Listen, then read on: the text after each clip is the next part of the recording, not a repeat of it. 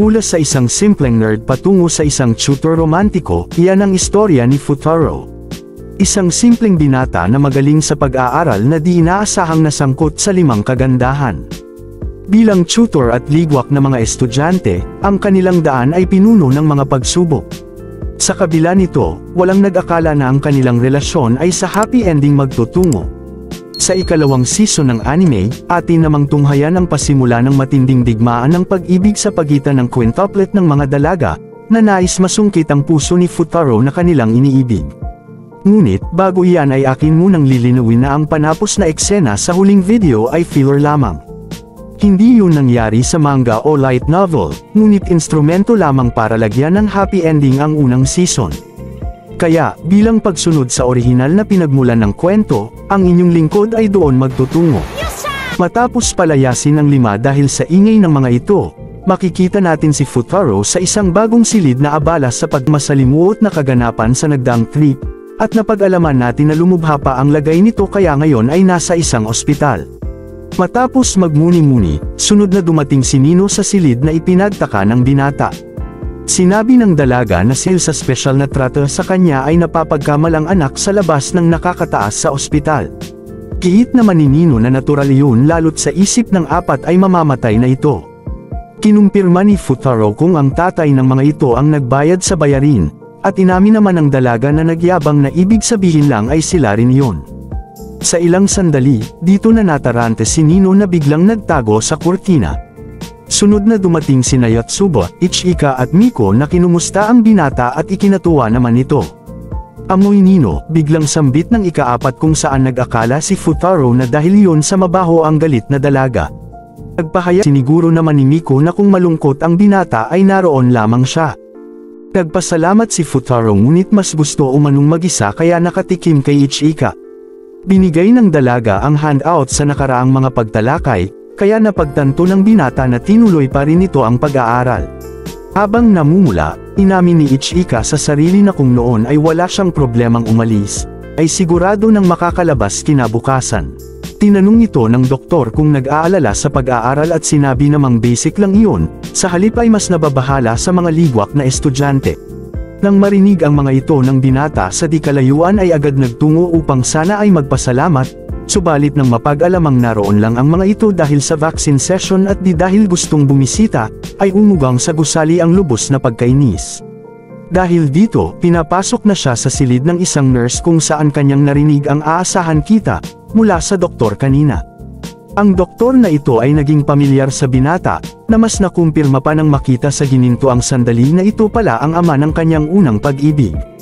Nagugulat itong nagising at lalo pang nalubos matapos makita ang sweetheart sa katauhan ni Etsuki. Ginulat mo naman ako, teka, linya ko yan ano? Matapos ang unang palitan, dito na nagtanong ang dalaga kung bakit nag-aaral ng husto ang binata. Sinabi nito na tungkulin iyon bilang estudyante ngunit di kumbinsido ang isa. Pilapitan nito si Futaro at tititigan umano hanggang sabihin ang totoo. Kung ganun di magtitigan tayo, sagot ng binata na umakit sa atensyon ng mga Martes. Matapos magkahiyaan, dito na nga nagkwento ang binata 5 taon ang nakalipas. Sa isang tren patungo sa Kyoto, makikita si Brusco na nanalo sa laro ng baraha. Ganun pa man, sermon ang inabot nito kay Takibayashi dahil maingay kaya pinakita kung sino ang boss. Sinabi ng kababata na isali rin ang isa pa, ngunit tila galit si Brusco sa matatalino kaya binasura ang mga reviewer. Pinainggit nito ang kanyang camera ngunit matapos makita ang resulta ng pinaggagawa ay na-guilty. Lumalabas na si Takibayashi ang unang crush nito, kaya dahil sa konsensya ay nagpalusot na masakit ang tiyan upang mapag-isa. Dito naman siya napagbintangan na kumuha ng litrato ng isang siraulo, at umakit sa atensyon ng mga naka-uniforme. Para makumpirma iyon ay nais makita ng mga pulis ang camera, ngunit dahil sa puno iyon ng litrato ni crush ay delikado siya. Dito na nga dumating ang sweetheart na siya ay pinawalang sala, at sa pagka-inlove nito ay saka tinapos ng binata ang kwentuhan. Bitin si Etsuki at gusto nang malaman ang kasunod, ngunit walang balak si Futaro pagkat nagkwento lang umano bilang pasalamat sa pagsaglit ng mga ito sa nakaraang araw. Napagtanto ng dalaga na ang babae sa kwento ang bumago sa binata, kaya mula rito ay humingi ng tulong upang tulungan rin siyang umunlad. Nagpatuloy ang kwento kung saan kapwa hinahanap ng magkababata ang mag-alone together umano sila sabi ng sweetheart, kaya kailangan maging magkasama pagkat kailangan siya nito.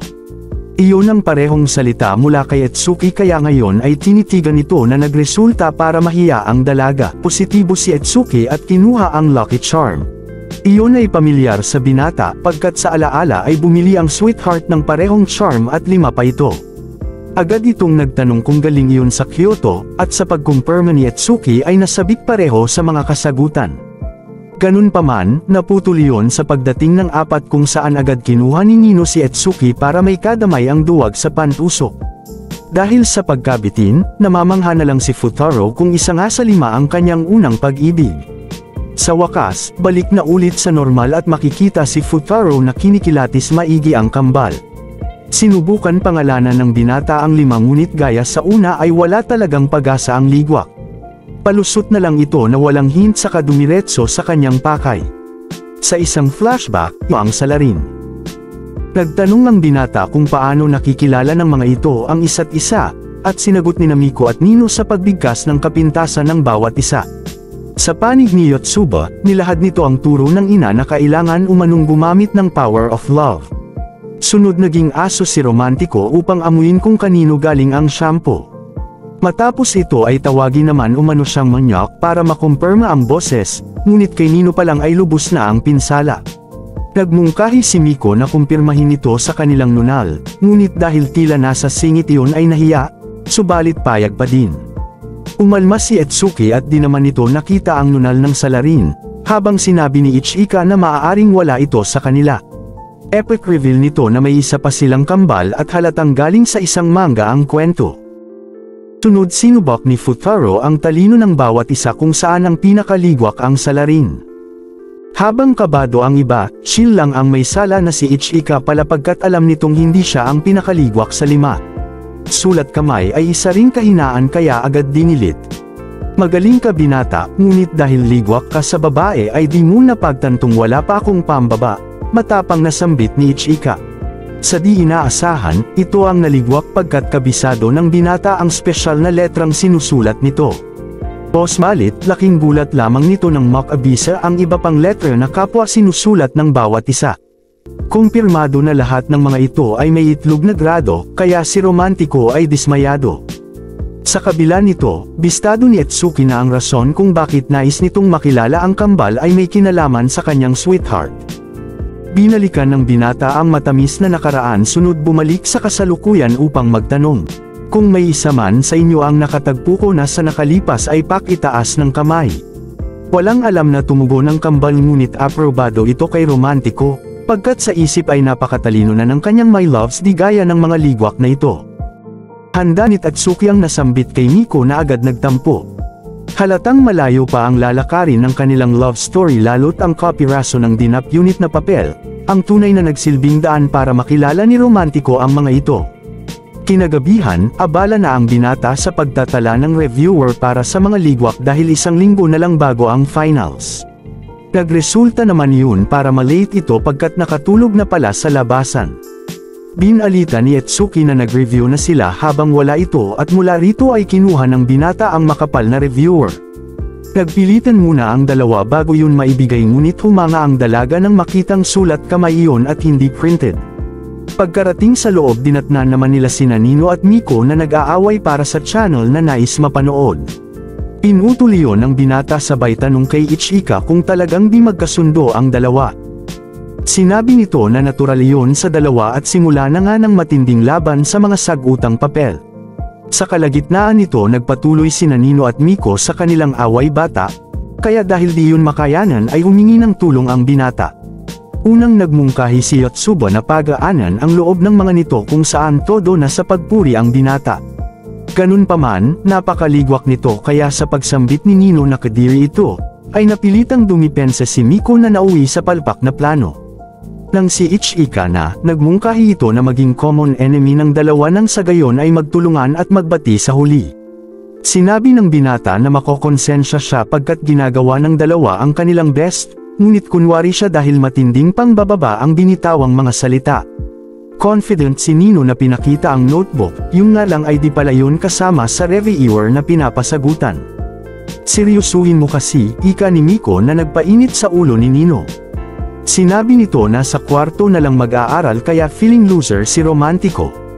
Dito na pinalakas ni Etsuki ang loob ng binata, kaya agad hinabol ang ikalawa at sinubukan makumbinsi na mag-aral kasama ng iba. Ganun pa man, galit na talaga ito at hindi umano kailangan sumunod sa outsider. Dito na dumating si Miko dala ang mga sagutang papel ngunit dahil sa sobrang inis ay sinagiyo na nagpainit sa mga eksena. Sinubukan silang pakalmayan ng iba pa ngunit sa pagpunit ni Nino sa pinaghirapang reviewer, ay naubos ang pasensya ni Miko. Napigilan man ito ng binata subalit sa pagtindig ni Etsuki na naglunsad ng malakas na sampal ay di na napigil ang matinding pagkawasak. Gumanti si Nino ng sampal ngunit dinatinag ang bunso at nais itong humingi ng tawad sa binata. Tinawag ni Nino na basura ang mga papel ngunit nang muli yung makita ay natigilan. Iyon ay produkto ng sulat kamay ni Futaro, na isang malaking effort na ayaw mabaliwala ni Etsuki. Samantala, alam ni Nino sa una pa lang na siya ang may kasalanan ngunit nang dahil sa pride ay sinabing, kinakampihan niyo pa ito kesa sakin, kung ganun aalis na ako sa bahay na ito. Kabado na si Etsuki at malulungkot ang kanilang inang namayapa, kaya tumigil umano ito. Ganun pa man, sinabi ng ikalawa na tigilan na nito ang umaktong nanay sa kanila, kaya pati si Nayotsubo ay nakisangkot na rin hindi lang ito lumayas. Sa kabila nito, sinabi ni Nino na hindi niya kayang tumira kasama ang isang domestic violence myth monster, nagresulta para masaktan ng bunso at lumayas na rin. Kaya, makalipas ang ilang araw ay nagsama sina Miko at Futaro upang hanapin ang mga ito. Ipinagbalita ng dalaga na sinubukan itong kausapin ni Nayotsubo ngunit patuloy ang pagiging sutil ng mga ito dahil sa pride. At dahil kapwa may inaasikaso na ang dalawa ay sila na lamang ang may oras para sa misyon. Sa kasamaang palad, bigo silang makita ang dalawa kaya minabuting magtanong ni Miko. Sa wakas ay nakakuha sila ng mahalagang info kung kaya agad nang nagtungo sa lokasyon ni Nino. Ganun pa man, bago pa sila makapagpaliwanag ay pinagtulakan na sila ng dalaga kung saan pinain ng binata ang kamay sa pintuan. Nagpatuloy ang galit ng dalaga at sinisi si Futaro na hindi dapat ito dumating sa kanilang buhay. Sunod nitong binawi ang Lucky Charm na nagsilbing sandalan sa lungkot na nararamdaman.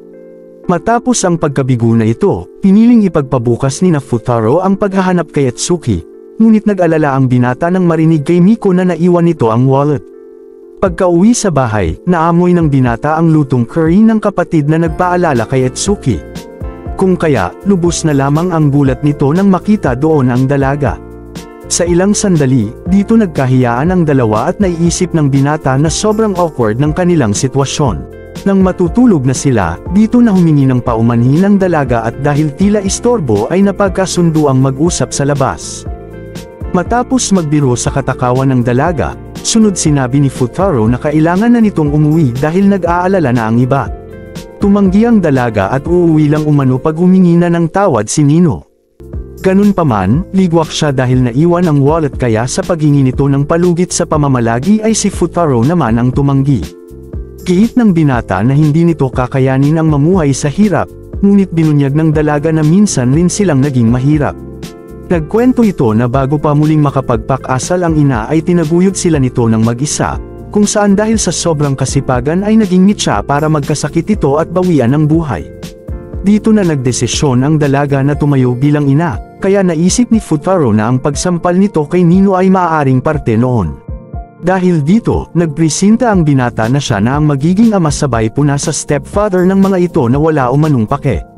Pinagpalagay na lang nito na sakop iyon ng responsibilidad ng isang tutor, saka binunyag ang dahilan kung bakit nagsisipag sa pag-aaral. Sinabi nito na matapos makilala ang sweetheart ay sumumpa na balang araw ay maasahan na siya ng kahit sino. Natawa naman si Etsuki pagkat ligwak ito para sa isang ama, sunod sinabi na napakaganda umano ng buwan. Balak itong turuan ng binata sa katumbas na metapora, subalit nang marinig ang isang kaluskos ay bistado ang mga duwag. Kinaumagahan, nahihiyang sumabay si Etsuki pagkat ayaw mapagkamalang magkasintahan. Tinanong ito ng binata sa mga gamit eskwela at napag-alamang binigay na pala ni Yotsubo. Tigwak naman ito dahil di hiningi ang pitaka habang napaisip si Futaro na tila napakabisi ng ika-4. Kaya, sermon na lamang ang inabot nito matapos malaman ang pagsali sa track team kahit finals na. Sinabi ng dalaga na tumanggi siya sa una ngunit dahil sobrang bait ay nabiktima ng paawa scheme. Gusto itong paalisin ni Futaro ngunit siniguro ng dalaga na nag-aaral pa din siya. Nagpatuloy ito sa training at hinabol sana ng binata upang tutulan, ngunit bumagsak pagkat mahina ang katawan. Saktong dumating si Nino kaya kinumbinsi upang umuwi na, ngunit maging dito ay bigo siya pagkat sutil pa rin ang dalaga. Muli siya nitong sinampal na wala umanong pakialam, nagresulta para makita ang imahe ng di maiiwasang katapusan sa araw ng exam.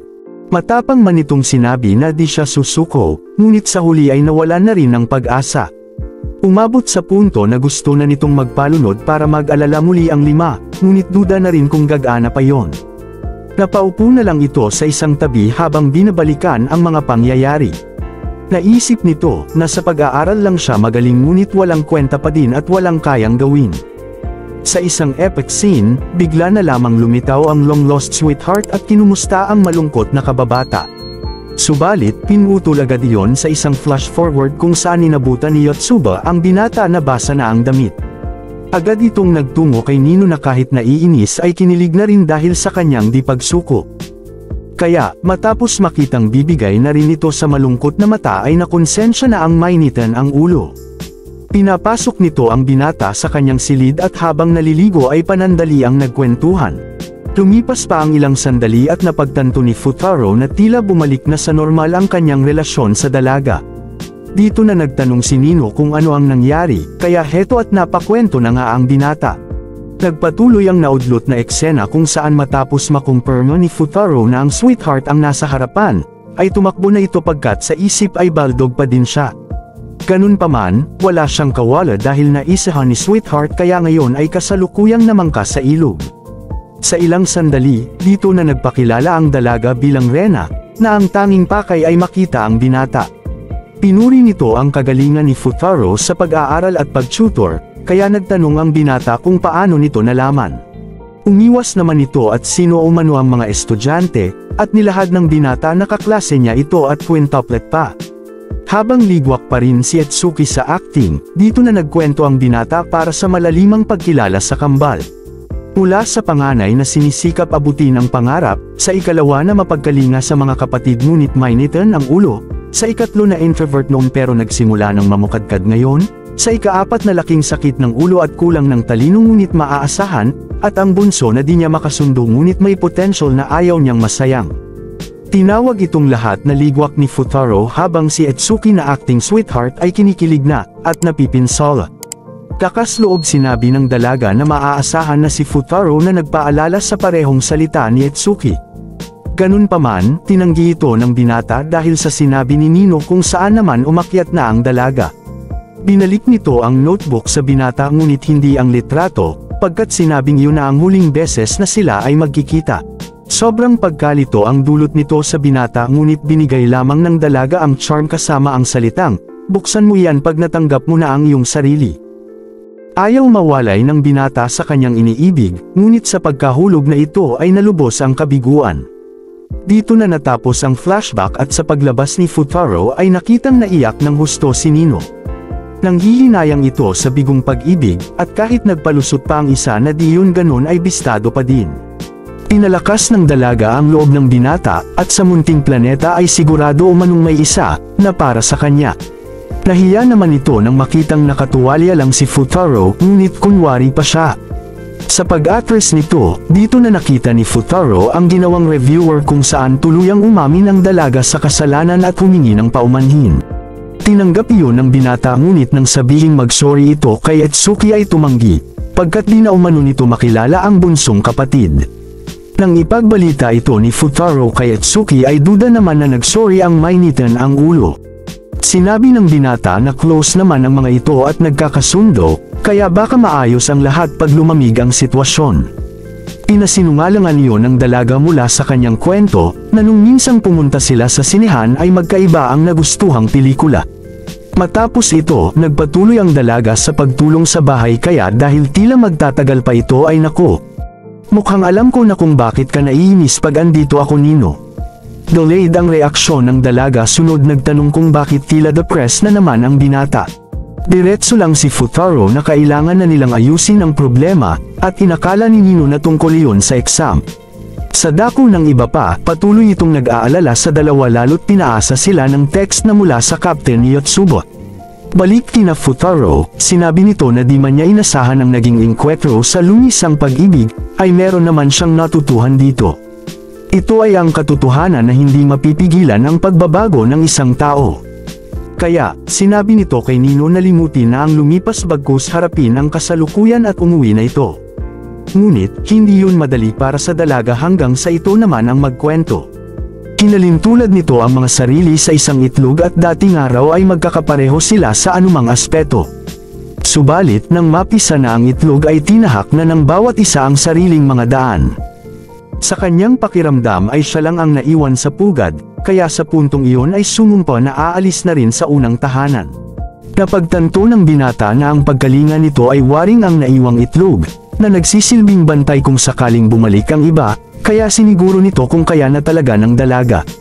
Kinumpirma ni Nino at kung meron man umano siyang pagsisisi ay ang di nakapagpaalam kay Kentaro. Iyon naman ang hindi nito lilimutin, kaya dahil na konsensya ay planong mag-cross-dress ulit ng binata. Matapos kapwa maghanda, pumasok na ang dalawa sa silid at nag-iisip na ng plano ang isa. Nais nitong piliin ang all-out acting, subalit alam sa sarili na di siya aktor kaya piniling umamin na lang. Sa unang subok ay palpak agad, pagkat kinikilig pa din ang isa na ngayon ay muling binalik ang Lucky Charm. Muli siyang sumubok habang nagluluto ang dalaga, ngunit sa huli ay palpak pa din. Dahil sa desperado na ay tinabihan na ito para tumulong, ngunit dito naman tumakbo ang isa. Tubos ang kilig nitong tumawag kay Futaro upang humingi ng payo sa niluluto. Matapos ito, nagsimulang maligwak ang binata nang mabanggit ang kagalingan ng dalaga sa pagluluto, ngunit kilig naman ang isa na tumawag pa. Kinain na ni Nino ang napakaraming luto, kaya sinabi ni Futaro na mas mabuti kung tawagin ang mga kapatid nito. Nakahalata man sa una pa lang, ngunit tila di pa kayang tanggapin ng dalaga na si Kentaro at Futaro ay iisa lamang. Kung kaya, dito na sinigaw ng binata ang isang malaking hint upang maalis ang dalaga sa kanyang pantasya.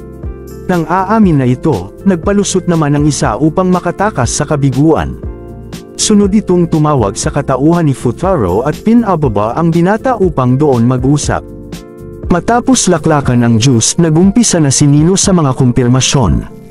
Determinado itong alamin kung saan magtutungo ang kanyang pag-ibig, at sa pag-abot ni Futaro sa kamay ay nahulog rin sa kanyang bitag. Matapos makumpirma na ito rin si Kentaro ay magpapaliwanag sana ang binata, ngunit ligwak siya dahil muling nabiktima ng parehong galawan. Kasing man ngunit hinanap si Nino, subalit sa kasamaang palad ay tuluyan na itong lumisan. Kinaumagahan, ginising ni Futaro si Etsuki para pumasok at napagkamalan namang Nino. Nahihiyang bumangon ang dalaga at pagdating sa eskwela ay hinanap agad ang ate. Sa puntong iyon, sinabi ng binata na ang tanging paraan na lang ay maghintay at magtiwala rito. Matapos ito, sunod na silang pumunta sa baba para ayusin naman ang isa pang problema. Matapos ang biglang entrance, agad nagsermon si Futaro sa kapitan ni Yotsuba at nagawa pa umano nitong magpa-practice gayong malapit na ang exam. Matapang naman itong sumagot na importante iyon at walang paki sa exam, kaya bago pa makalos ang salop ay pinigil na ni Yotsuba. Desidido ang dalaga na sabay mamangka sa dalawang ilog, kaya bilang ganti ay sinamahan ito ng binata sa takbuhan. Halos mapatid ang hininga nito subalit di sumuko at tuloy lang sa pagtuturo. Maganda naman ang resulta kaya nakaramdam ng ginhawa, at sa pagkatisod nito ay agad sinalo ni Yotsuba na nag-aalala. Matapos ito ay lintik na kapitan yan, nagawa pang maglunsad ng training camp sa linggo ng review, na bumiktima sa mabait na Yotsuba. Bakas ang pagkabalisa sa mata nito nang gulatin naman ng panganay. Bistado ito ni Ichika na di nakapagsipiliw ng maigi, kaya ngayon ay kinulit muna ng ate. Pinatikim nito ang pangmatandang toothpaste na isang hint na kailangan rin itong umunlad. Sa kabila nito, mananatili siyang ate sa nakababatang kapatid kaya kung may nais itong sabihin ay sabihin na nito. Nagtanong ang ikaapat kung maaari siyang umalis sa grupo at sinang-ayunan naman ng ate. Ganun pa man, sadyang mahina ang loob nito sa kanahiya sa pag-asal bata.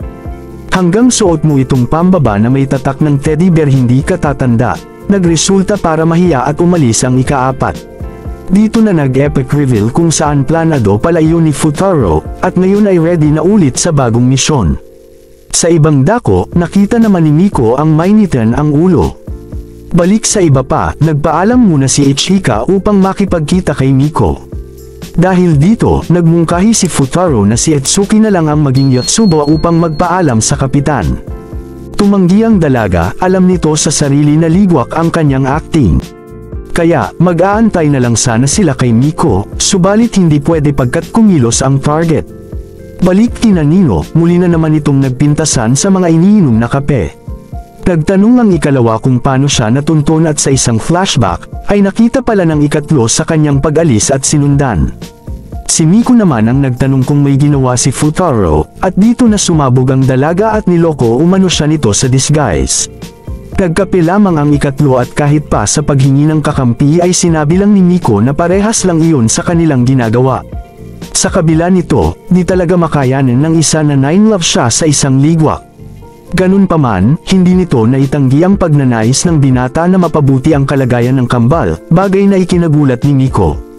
Nagtanong ito kung uuwi na ang ate, ngunit tinanong naman siya nito kung ano pa ang punto gayong magkakaiba na ang kanilang landas.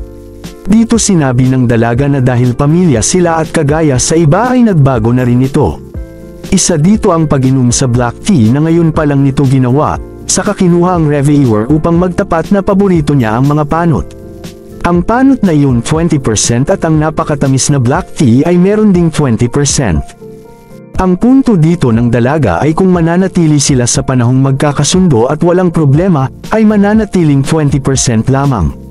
Subalit kung tatahakin ang kani-kanilang landas para harapin ang mga pagsubok ay tiyak ang magiging pagunlad. Kung kaya, ayos lang umano na magkakaiba sila kaya umuwi na ito dahil wala silang tagapagluto. Si Nino naman ang uminom ng mapait na green tea, at simula na naman ang away kung kaninong kape ang masarap. Sa pag-search sa internet, dito nila napag-alaman na parehong dahon pala ang pinagmulan noon, at nagkakaiba lang sa fermentation. Matapos magkasundo, dito na kinuha ni Nino ang bunting sabay lipat kay Etsuki na ligwak ang actingan. Ngunit, sa cute nitong pagsuko ay naging Yotsuba na kaya si Romantiko ay ready na sa misyon. Manlalamas ng mamon sabay takbo para sa cover, at kinagat naman ni Yotsuba. Sinamantala yun ni Etsuki at agad nang nagpaalam sa kapitan para mag-quit sa grupo. Ganun pa man, palpak ang misyon dahil sa mahaba nitong buhok. Samantala, nadakip na ni Yotsuba ang manyakol kung saan nalungkot ito, kaya nagpaliwanag si Futaro sa operasyon. Tiwala ito na magtatagumpay sila, ngunit sa ilang sandali ay nasampal ng masaklap na katotohanan. Dito na umalis si Yotsuba pagkat siya na ang bahala, at sa pagdating nito ay nagsorry sa joke ni Etsuki. Subalit, mula sa pag-amin na aalis na nga siya sa grupo na sinabayan ng sermon sa pagkawalang pake sa exam, mamon ni Kapitan ay tila naging plastado. Normal yun dahil mula sa pag-atake ng mainitan ang ulo, kaya naman ngayon ay kilala na kung sino ang boss. Clueless pa din ang dalawa na si Nino yun, hanggang sa magtipon-tipon na nga ang lahat. Habang nag-iisip, dito na sinabi ni Ichika na inabutan nito ang isa, na pinutol na ang buhok at nanatiling chicks pa din. Kilig naman ang ate pagkat nais malaman kung sino ang bumasted rito. Samantala, palusot naman ito na hoy hindi ikaw yun pero sa puntong iyon ay handa nang harapin ang kasalukuyan. Una itong nagpayo kay Yotsuba na harapin na rin ang problema upang umunlad, at napag-isip-isip naman ang dalaga. Sunod siyang humingi ng paumanhin sa bunso na guilty din sa binitawang sapak, at ngayon ay balak etrit ang ate sa sine. Pagkarating sa bahay, si Yotsuba naman ang nagsorry dahil sa problemang dinulot, at sinundan ng pag-welcome sa dalawa na umuwi na. Pagkatapos ay tila may duda ang kambal na papasa sila, kaya nilabas ng binata ang mahiwagang kodigo. Di ito inaasahan ng 5, kaya naman pagbutihin yung mga ligwak nang di maisipan ang mandaya. Biglang hirit si Futaro kay Nino ng Bekenemon, at maswerte siya dahil pinayagan ng mainitan ang ulo. Dahil sa kooperasyong ito, naalala ng binata ang masasayang sandali kasama ang kambal, na tila ba pahiwatig ng papalapit na kalungkutan. Sa pagpasok ng mga dalaga sa araw ng exam, nagbalita na lamang si Etsuki na may aasikasuhin ng binata pagkat hiniram pa ang kanyang cellphone, ngunit lingid sa kaalaman ay ama na pala ng mga ito ang tinawagan. Positibo man si Futaro sa effort ng kambal, subalit sinundan yun ng negatibong resulta sa exam ng bumagsak na mga dalaga. Ganun pa man, umaasa ang mga ito na darating ang binata para magsermon, kaya laking gulat nila nang ang driver ng ama na si Ibata ang dumating. Nag-akala ang 5 na may sakit ang binata, ngunit nang sabihin ng matanda na nag-quit na ang tutor ay ganun na lamang ang gulat. Sinabi ng matanda na iyon ang napag-usapan ng boss at ni Futaro, nang sandaling hiramin ng binata ang CP ni Etsuki. Kung kaya, bakas na sa 4 ang tindi ng pinsala, at sinisisi naman ni Nino ang hindi nila pagpasa sa exam. Subalit, dito na nilahad ni Ibata na kusang loob umalis ang binata na nagdulot ng lito kina Miko.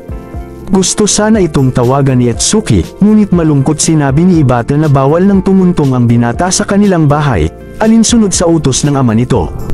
Tumindig si Miko ngunit pinagbawalan silang umalis bago masagutan ang nilatag na pagsusulit. Sa kalagitnaan nito, napansin ng 5 na umunlad ang kanilang pagkatuto, kaya maging si Nino ay nagpasalamat kay Futaro. Ganun pa man, hindi yun naging sapat kaya ngayon ay kinuha na ng bunso ang mahiwagang papel galing sa tutor. Sa kabila nito, lumalabas na walang balak gawing mandaraya ni Futaro ang 5, pagkat laman ng mga papel ang kanyang payo, pasasalamat, at ang huling paalam. Bakas ang matinding lungkot sa 3 habang nais naman ng 2 na tanggapin na lamang nila ang katotohanan. Dahil dito, tumindig na ang panganay at inako ang responsibilidad.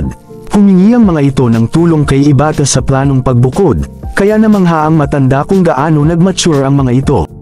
Mabilis lumipas ang mga araw hanggang sa nagtagpo ang landas ng 6 kung saan nagtatrabaho ang binata.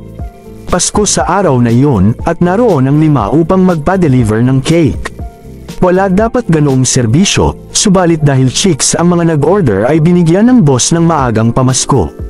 Sa kanilang lakad, nagtaka ang binata pagkat di iyon ang daan pauwi at saka humingi ng paumanhin sa kanyang pag-alis. Pinakita ni Etsuki ang bagong tutor na mukhang malansa at pilit naman sinabi ni Futaro na ayos yan, may tutor na kayo. Ano ta, hindi mo ba kami ipaglalaban? 2 beses ko na kayong bonigo kaya marapat lang na isuko ang pagtuturo sa eksperto, at hindi ko nahahayaang magdusa kayo dahil sa aking pansariling interes. Oo nga naman, dahil dyan sa pagiging makasarili mo, kinailangan naming mag-aral ng husto, ganun pa man natuwa rin kami ano. Ibig sabihin lang na ikaw ang dahilan ng pag-unlad na ito, kaya take responsibility Mr. Romantico. Desidido man si Nino ngunit sadyang wala ng moral si Futaro dahil off-limits na ang mga ito. Dito na kinuha ni Ichika ang order sa ni-reveal na lumipat na sila, pagkat may sapat na sahod naman sa pag-aartista. Gulat ang binata na ginawa ito ng 5 para lang sa kanya, at sinabi ni Yotsubo na di mahalaga kung asan sila basta't magkakasama. Sa paghabol ni Futaro sa card key ay dito na siya natisod, at bago mahulog ay naalalang muli ang nag-iisang sweetheart. Sa isang epic scene, makikita ang 6 na magkakasama na sa ilalim.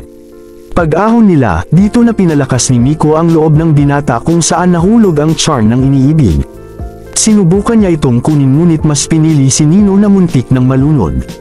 Matapos ang kilig eksena, dito na tinanggap ni Futaro ang muling pag-tutor at halatang in love na ang isa.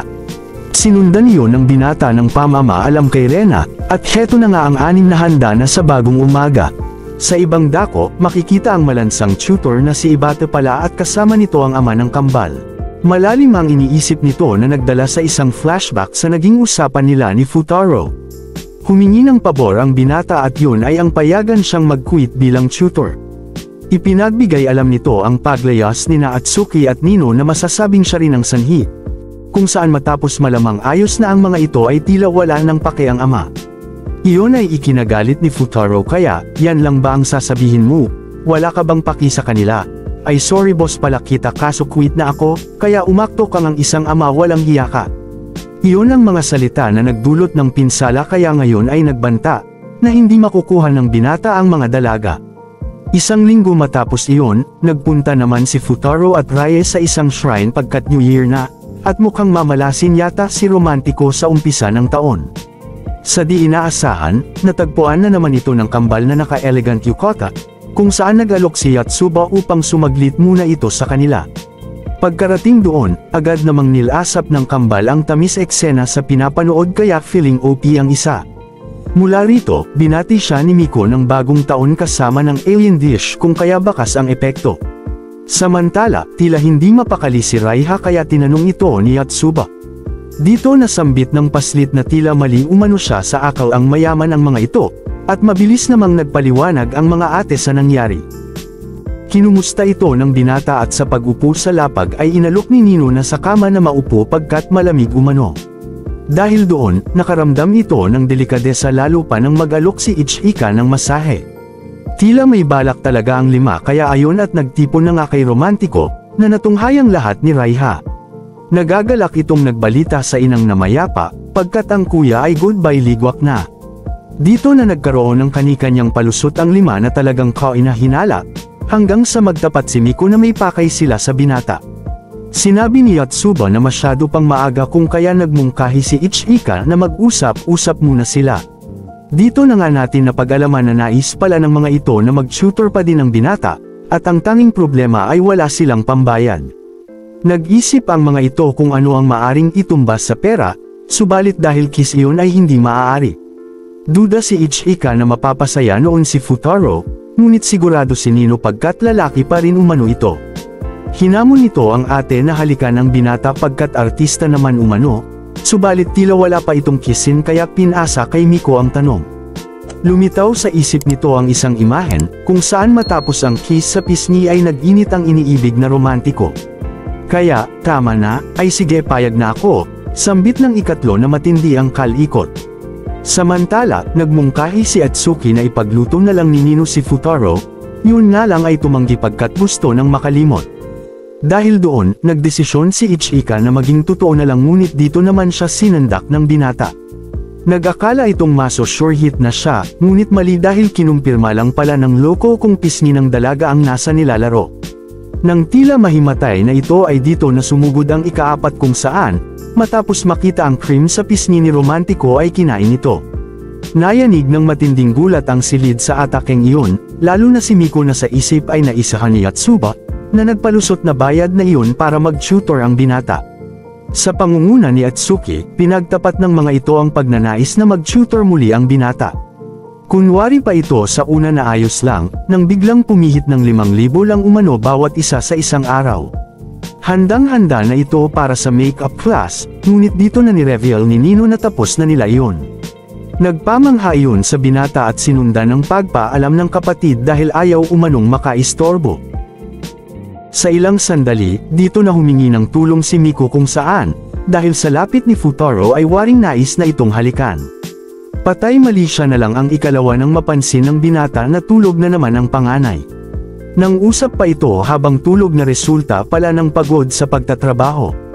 Ayon sa mga kapatid, simula nang bumukod sila ay mag-isa nitong binuhat ang pang-araw-araw na gastusin. Sa kabila nito, naging strikto ang binata at nais itong gisingin, ngunit dito na nagmungkahi ang bunso na magtatrabaho na rin sila. Nais ni Atsuki na maging tutor, si Miko na gustong maging maid sa cafe, si Yotsuba na gustong magtrabaho sa supermarket, na lahat namang makukompromiso sa palagay ng binata. Samantala, alam ng ikaapat na may kinalaman sa pagkain ng maaaring pagtrabahuan ng ikalawa, at pangarap pala nitong magbukas ng sariling shop. Nahiya naman itong mabisto ngunit may alam nga raw si Atsuki na cake shop na maaari nitong pasukan. Kaya, dahil sa iyon ang pinagtatrabahuan ng binata ay may pasuka pa itong nalalaman. Sa panig ng binata na bihasa na sa mga trabaho, harapan nitong sinabi na hindi pa panahon para sa kambal kaya mag-aral muna ito. Bigla namang tila maghuhubad ang panganay kaya ang ending ay napalabas si romantiko. Kasunod nito ay ang pagtawag ng ama kay Atsuki at sa dako ng binata ay ligwak namang humingi ng pasahod matapos ang lutong kagaya kay Miko. Sunod siyang pinauwi ng boss kaya nagakalang "You're fired", ngunit dahil pala iyon sa gagamitin ng shop para sa shooting. Asikaso-baso nga agad ang negosyante, para i-take advantage ang syansang paikatin ang kanyang shop. Nang papauwi na ang binata, dito naman siya nagulat pagkat isa pala si cute chika sa mga artista. Gaya sa inaasahan ay magaling ang aktingan ng dalagang ngunit propesyonal lamang pala ito sa trabaho. Hoy binata, pwedeng wag kang manood, nakakahiya kasi. Kung nahihiya ka pala di wag mong gawin. Matapos ang palitan, dito sinabi ng dalaga na no choice na siya sapagkat sa dami ng gagastusan ay kailangan ng tirahin kahit anong role, kaya wag umano itong pigilan. Giit naman ni Futaro na hindi iyon ang layunin, ngunit naniniwala lamang siyang may mas nararapat na trabaho katumbas ng talento at pangangailangan nito. Muling nagpatuloy ang shoot at sa puntong iyon ay parang stalker na ang isa. Biglang dumaan ang isa pa dala ang pie, at saka napagtanto ng binata na iyon ang kanyang ligwak na luto. Sa kabutihang palad, napaka-profesional na talaga ni Ichika pagkat basic lang rito ang lutong Miko. Nang matapos na ang shoot ay agad nang nag-aral ang dalaga kung saan muling inabutan ng binata. Nagtataka ang binata kung bakit din ito ginagamit ang memorization skill sa pag-aaral, ngunit paliwanag ni Ichika na deadball agad siya sa istorya kaya konti lang ang isa sa ulo. Sunod na banggit ni Ichika ang tungkol sa lutong Miko at hiningi naman ng paumanhin ni Futaro. Ganun pa man, pinuri nito ang galing ng dalaga sa pagsisinungaling na napaka-cute naman, at acting umano ang tawag doon. Nahihiyang sinabi ng binata na nasipresa siya sa pag-unlad ng karera ni Ichika, ngunit nakatulog na pala ito. Dahil doon, kinuha ito ng binata at nagsilbing unan ang balikat kasabay ng mga papuri sa talento nito sa pag-arte. Tila likas naman iyon sa dalaga, sapagkat maging sa puntong iyon ay umaakting pa rin upang sekretong marinig ang mga sasabihin ng binata. Matapos ang tamis eksena ay napabuhat naman ng bigas si Futaro, kung saan dahil sa pagiging mahina ay tinulungan pa ni Yotsuba. Sumama muna ito sa dalawa para mag-grocery kung saan talagang baldog, dahil wala man lang ideya na gagamitin ni Miko ang mga pinabiling chocolate upang iluto at ibigay sa kanya. Sa kanilang lakad ay sandaling binigay ng ika-4 ang bigas sa ikalawa. At ang bigat noon ay nagdulot pa ng tamis eksena dahil sa pagtulong ng binata. Hindi na malaman ni Nino kung ano ang dapat maramdaman lalo't lumilitaw ang imahen ni Futaro Caballero. Muli silang natigilan nang makita si Atsuki pagkat kausap na pala ito ng ama. Agad nagusisa ang tatlo at dito napagtanto ng binata na ang ama ng mga ito ay ang doktor na kumausap at nag-eksamin sa kanya. Balik sa dalawa, binigyan ng ama ng tsansa ang kambal para umuwi, kung saan nagtanong ang bunso kung kasama rin ang tutor. Sinabi nito na labas si Futaro sa problemang pamilya at higit sa lahat ay ayaw nito sa binata. Naisip ni Atsuki na napakababaw ng dahilan, kaya napatanong si Nino sa pinaggagawa ng tutor. Sinabi ni Atsuki na hindi pa sila uuwi at masyado nang nasangkot ang tutor para sabihing outsider lang ito. Dito na nagbigay kondisyon ng ama na isasama ang binata at muling mag-tutor, ngunit bilang assistant na lang ni Ibata. No deal ang dalaga subalit question ng ama na kung sa tingin raw ba nito ay papasa si Yotsuba kung gagawin iyon. Harapan nitong sinabi na walang pag-asa ang ika-4 kaya nakaramdam ng galit ang binata. Pinakalma ito ni Nino at sa paglingon ay wala na sa upuan si Yotsuba. Hinarap na pala nito ang ama at matapang sinabi na naniniwala siyang papasa sila kasama ng binata. Hinimok nito ang ama na magtiwala sa kanila na hindi na sila papalpak pa. Ganun pa man, natigilan ito sa salitang paano kung muli kayong pumalpak at saka ipinagbigay alam ng ama, na may lilipatan na ang mga ito kung muling babagsak. Sinabi nito na kung desidido si Yotsuba ay akuin ang responsibilidad at tinanggap naman ng bunso para sa dalaga dahil di na ito makapagsalita. Nag-akala ang ama na tinanggap ni Atsuki ang paglipat, ngunit dito sinabi ng dalaga na tinatanggap niya ang kondisyong lilipat sila kung di makapasa. Humingi ito ng tawad dahil di umano siya ang sa tingin nito ay masunurin, kaya dahil dito ay napa-walkout na lang ang ama, na iniwan ang salitang huling tsansa niyo na ito. Matapos iyon dito na pinuntahan ni Futaro ang dalawa at nasabi nitong nakakatakot pala ang ama ng mga ito. Sinabi ni Nino na marahil ay may punto ang ama subalit may mga bagay na mas higit pa doon.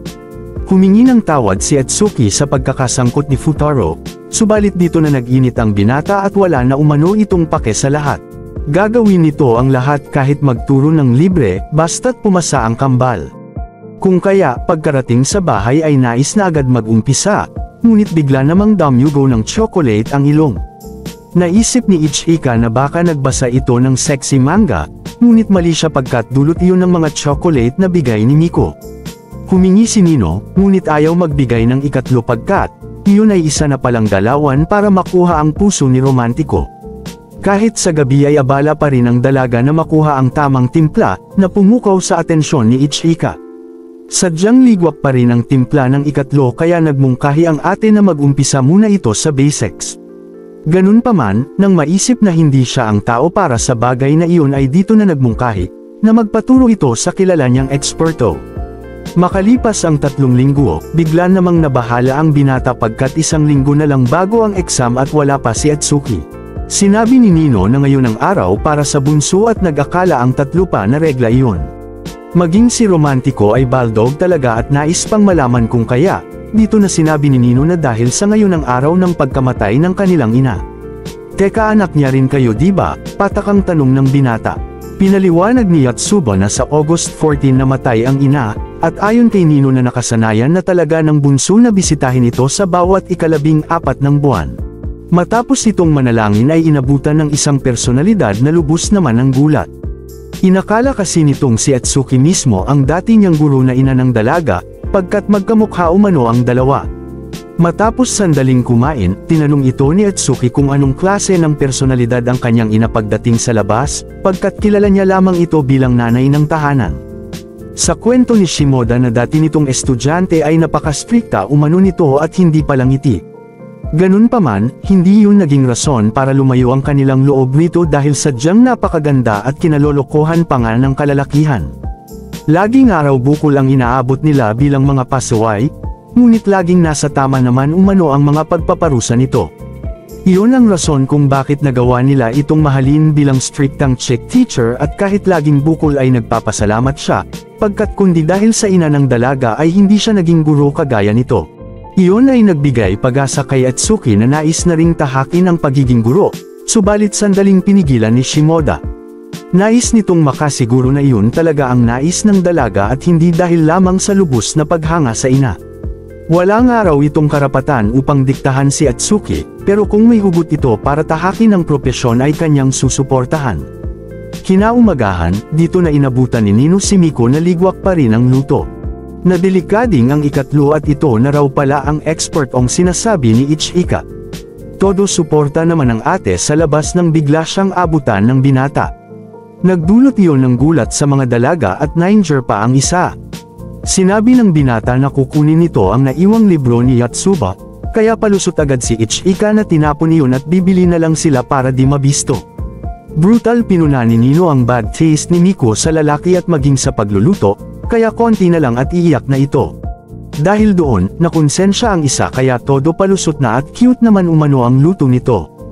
Alam ni Miko na sadyang ligwak ang kanyang luto ngunit kahit ganoon, ay gagawa umano siya ng chocolate na hindi mahihindihan ni Futaro. Nagpakumbaba ito at turuan umano siya ni Nino, na mabilis naman itong tinanggap bilang mapagmahal na ate. Sa dakol ni na Ichika ay mukhang malilimas ang ipon nito, ngunit namayani ang interes ng itago ni Futaro ang libro na sa isip ay sexy manga. Muli itong nagkamali pagkat guide iyon kung paano magiging mabuting guro at ikinakahiya naman ng binata. Sinabi ni Ichika na siya na ang bibili at nang tanggihan ni Futaro ay sinabing, ayos lang baka kasi bumagsak na talaga kami ngayon. Pagkalabas ng dalaga ay halatang nadale ang kampang libo, ngunit napangiti pagkat ayos lang gumastos basta mapapasaya si Futaro. Nang dahil sa kaisipang iyon ay nalubos na ang pagkaloka, at kung magkatuluyan umano sila ay laging limas ang pera pagkat lagi niya itong bibigyan. Kinumbinsi nito ang sarili na no deal ngunit matapos ang kombinasyon ng pag-aalala sa kanyang sugat at guwapito smile, ay lalo lamang siyang nahuhulog sa binata. Pagkarating sa apartment ay paspasan pa rin magturo si Futaro, ngunit sa puntong iyon ay ubos na ang isip ng kambal. Walang hiya naman bakit ba napakaligwak ng mga ito, sambit nito sa isip na bistado ng mainitan ng ulo. Nais man ni Yatsuba na magpatuloy ngunit suko na talaga ang iba. Dito na binuklit ng binata ang biniling libro, at nang mabasa na kailangan ng reward system ay doon na nga nagkasiyahan sa hapon. Matapos ang ilang rides, ay sumakit umano ang tiyan ng ikaapat kung saan nagpaalam rin ang binata para mag-CR. Natural na ang usapan nila ni Nino kaya sa pagkakataong iyon, ay si Miko naman ang patay mali siya. Balik sa binata, alam pala nito na nasa Ferris wheel si Yatsuba na ngayon ay kanya ng tinungo. Nagtaka si Yatsuba kung paano siya nakita ngunit nakita nga araw ng binata ang ribbon nito. Pinipili pala nitong mag-aral pa, dahil ang totoo ay siya umano ang pinakaligwak sa kambal. Di naman iyon bago sa binata at sinabing kailangan pa rin itong mag-enjoy. Tumanggi ang dalaga at kung alam raw ba ni Futaro ang dahilan ng kanilang paglipat eskwelahan. May ideya naman rito ang binata matapos magkwento si Ichika, at dito na nga nagkaroon ng flashback. Sa kwento ni Yatsubo kung saan nag-exam sila ay binigyan ng pangalawang tsansa matapos bumagsak, at laking gulat ni Futaro na nanghula kung ito lang ang muling bumagsak. Tumpak yun kaya napaisip ang binata, na lumipat pala ng magkakasama ang kambal dahil kay Yatsubo. Sa isip nito na ang samahang iyon ay may pangit ding epekto sa kabilang banda. Nakiusap si Yatsubo na hayaan itong mag-aral, kasabay ng salitang ayaw ko nang hilahin ang iba pa sa ibaba. Alam ni Futaro na dulot iyon ng pressure, kung kaya din na nagdalawang isip na payagan ito. Nais umpisahan ng binata ang klase mula sa isang talata sa Japanese subject, ngunit may ngiting pinakita ng dalaga na tinapos na iyon. Nagpapahanga iyon kay Futaro pagkat, ito lang sa 5 ang magaling sa nasabing asignatura. Hinawakan nito ang braso ng dalaga na nakaramdam naman ng kaba, sa isip na gaganti ang binata sa aksidenteng halik na pinatama sa New Year. Taliwas rito, nais lamang mapalakas ni Futaro ang loob ng dalaga, at nagmungkahi na tulungan siya nitong turuan ang iba sa nasabing asignatura. Nakukulangan si Yatsubo sa confidence ngunit sinabi ng binata na sigurado siya rito, pagkat bawat isang araw sa kanila ay magaling sa kani-kanyang asignatura. Di mo kailangan maging espesyal, simplehan mo lang pagkat, kung kaya mo ay kaya rin ng 4 dahil sa huli ay quintuplets kayo. Nagkaroon pa ng madrimang palitan ang dalagang kulang sa confidence at binatang may lubos na pagtitiwala. Subalit sa huli ay nagtagumpay si tutor romantiko na alisin ang mga pagkabahala sa estudyante niyang may pagnanais na pumasa, kasama ang iba pang ligwak. Sa araw ng mga puso, muling bumisita si Atsuki sa ina na sinundan pala ng binata. Nagbalita si Atsuki sa magandang resulta ng strategiya nito, na kung saan kasama nitong magturo ang bawat kambal na eksperto sa isang asignatura. Napagtantong araw ni Atsuki na maraming bagay ang matututuhan sa pagtuturo kesa ang maturoan, kung kaya feeling ng isa na di na siya kailangan. Nagpasalamat ang dalaga sa mga tinuro ng tutor at sa puntong iyon ay sigurado ng guro ang magiging propesyon. Pagkabalik nila, nanggulat naman si Miko na walang depensa at nagpuyat pala kasama ni Nino para maperpekto ang chocolate ni Futaro. Kung kaya, gayon na lang ang gulat nito nang wala na iyon. Kinain na pala iyon ng binata at talagang masarap umano. Dahil doon ay feeling blessed ang isa, nang muling sinindik ni Futaro pagkat number 1 umano ito. Sa sinawing pag-asa ay sa exam lang pala, ngunit ayos lang at nag-success naman ang chocolate. Pagsapit ng hapon, dito na inabangan ni Miko si Ichika upang magkaroon ng usapang babae sa babae. Tinanong nito ang ate kung nagbigay ng chocolate sa binata, at sumagot namang hindi na pagkat nagbigay na naman ito. Dahil doon, dito na nagdeklara ng digmaan ang ikatlo na di lang basta pumasa ang plano kundi mag-top sa kanilang kambal. Naiisip nito na kailangan ng magpa-impress sa binata, kaya kung magtagumpay man sa plano ay magtatapat na ng pag-ibig. Nanatiling passive si Ichika kaya direkta si Miko na di nito aantayin ang ate sa digmaan ng pag-ibig. Matapos itago ang tunay na nararamdaman, binuhos na ng pagod na dalaga ang lakas sa pag-review, dahil gaya kay Miko ay susulong na rin sa digmaan. Mabilis ang naging pag-usad sa kwento, at natapos agad ang finals kung saan kinumusta na nga ng binata si Yatsuba sa resulta. Naiiyak itong nagpasalamat na walang ibang rason kundi dahil pumasa. Niyakap ito ni Atsuki at Miko na pareho ring pasado at may total points si Miko na 238. Pinuri ni Futaro si Miko, ngunit napuno ng gulat ang silid matapos sabihin ng panganay na 240 points ang kanyang total. Dahil doon ay 1-0 agad siya kay Miko, habang nanglibre naman ang boss ni Futaro ng cake dahil sa binata na lang ikakaltas. Nais ni Atsuki na antayin ang mainitan ng ulo, ngunit sinabi ng boss na may lakad ito at nag-iwan ng sulat. Sinabi rin ng boss ang mensahe nito sa binata at di na umano kailangan pagkat pasado na sa exam. Ganun pa man, nagpaalam ito sa ika-4 dahil hindi umano pwedeng magsaya, kung wala ang mainitan ng ulo. Sa panig nito ay pilit namang gustong limutin ang nabubuong pag-ibig kay Futaro, at ngayon ay bumalik sa dating tahanan. Nang dumating ang ama ay kinongratulate naman ito sa pagpasa nila, at nais pabalikin si Futaro dahil nagkamali sa pag-underestimate rito at sa kanila. Ganun pa man, sinabi ni Nino na ayaw niya itong makita at maninirahan pa rin sa kanilang inuupahan. Sinabi nito na magtatrabaho siya para tulungan si Ichika, at kahit sa tingin niya na mali ang pagsuway sa ama ay alam niyang makakatulong ang pagbukod, upang makatayo sila sa sariling mga paa. Taliwas ito sa tingin ng ama sapagkat sa nakita nito sa nasabing inuupahan ay walang pag-unlad kundi bumagsak pa. Kaya ng tila corner na ang dalaga, ay dito nangahamalin din ang mekanismong sasakyan sakay ang kanyang romantiko. Sakay na rito at baka malate pa tayo.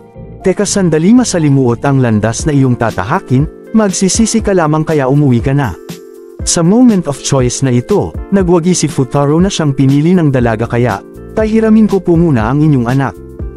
Sa gitna ng biyahe, muling giniit ni Nino na di na kailangan ng binata subalit sorry umano, dahil sa relasyon ay dapat magkasundo sa desisyon. Nagpalito sa dalaga at ngayon ay napukaw ang atensyon sa exam result ng binata. Nagulat ito dahil di na iyon perfect ngunit siniguro ng binata na hindi iyon dahil sa kanila. Sinabi nitong babawi na lamang, kaya humawak ito at bibilisan pa nila. Naiisip ng binata na sa mga oras na iyon ay tapos na siyang maging tutor at pati na rin ang relasyong kaakibat noon. Mami miss ko ito, ikaw ba, bilasan mo na lang dyan. Mabigat ang sakay ko, wag kang magreklamo, sinong mabigat nakakaloka ka talaga. Baldog na ligwak at saka, mahal kita. Ito nga ang nakakalokang pagtatapat ni Nino na nagdulot sa kanya ng hiya sa kanilang pagdating. Hindi nito akalaing masasambit iyon habang ang isa ay deadma lang siya. Nag-umpisang magsaya ang kambal na naka-eat all you can basta't 5 star ang rate, sabi ni boss. Mula rito ay nais subuan ni Miku si Yatsuba bilang pasalamat sa mga tinuro nito sa Japanese subject. Ganun din ang ginawa ng tatlo pa kaya bilang ganti ay nais rin itong subuan ang mga kapatid dahil tinulungan rin siya nito. Ngunit, dahil pareho namang nagtulungan ay nagkasundo na silang may isang kagatang bawat isa. Una na si Miko na pinuri ang ate sa 1-0 na sinabing swerte lang siya, ngunit banta ng ikatlo na sunod ay siya na ang mananalo. Mula rito ay nagpaalam na ang boss kung saan humingi ng permiso si Futaro na gumawa ng puding, pagkat nais iyong ibalik sa nagbigay sa kanya ng regalo sa Valentine's Day. Nag-akala ang boss na tigang na traidor ito ngunit kay Raiha pala iyon ibibigay. Bago umalis ay sinabing akala umano niya ay isa iyon sa 5, kung kaya nakita ni romantiko si Miko na January pa lang ay binusog na siya ng chocolate. Dito na dumating si Nino na gustong magpasalamat sana sa boss kung kaya dahil wala pa ay mag-aantay na lang. Sa panig ni Ichika, napaisip na rin ito kung magtatapat na lalo't siya naman ang may pinakamataas na marka. Nagpasalamat ang binata sa tulong ni Nino ngunit siya nangaraw ang magpapasalamat sa boss kaya bumalik na ito. Biglang natigilan ang dalaga at lingutin na lang raw ng binata ang sinabing mahal kita. Bukod sa bigla ay daig pa nga ang kidlat kaya baka na-stress umano ito. Subalit, di inaasahang ano ang sinasabi mo ang narinig kay Futaro at maangin na araw kaya di narinig. Naiinis na umalis ang dalaga kaya nagulat ang binata nang muli itong bumalik. Pagkat, hoy sabi ko mahal kita at di ko rin kailangan ng sagot.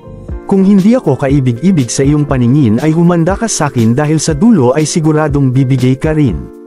Di ba sabi ko sa'yo may isang tao ang nakatakda sa'yo, well sorry ka na lang pagkat ako ang chicks na yon. Napuno ng matinding gulat ang silid lalo't si Ichika ay nasa gilid lang pala.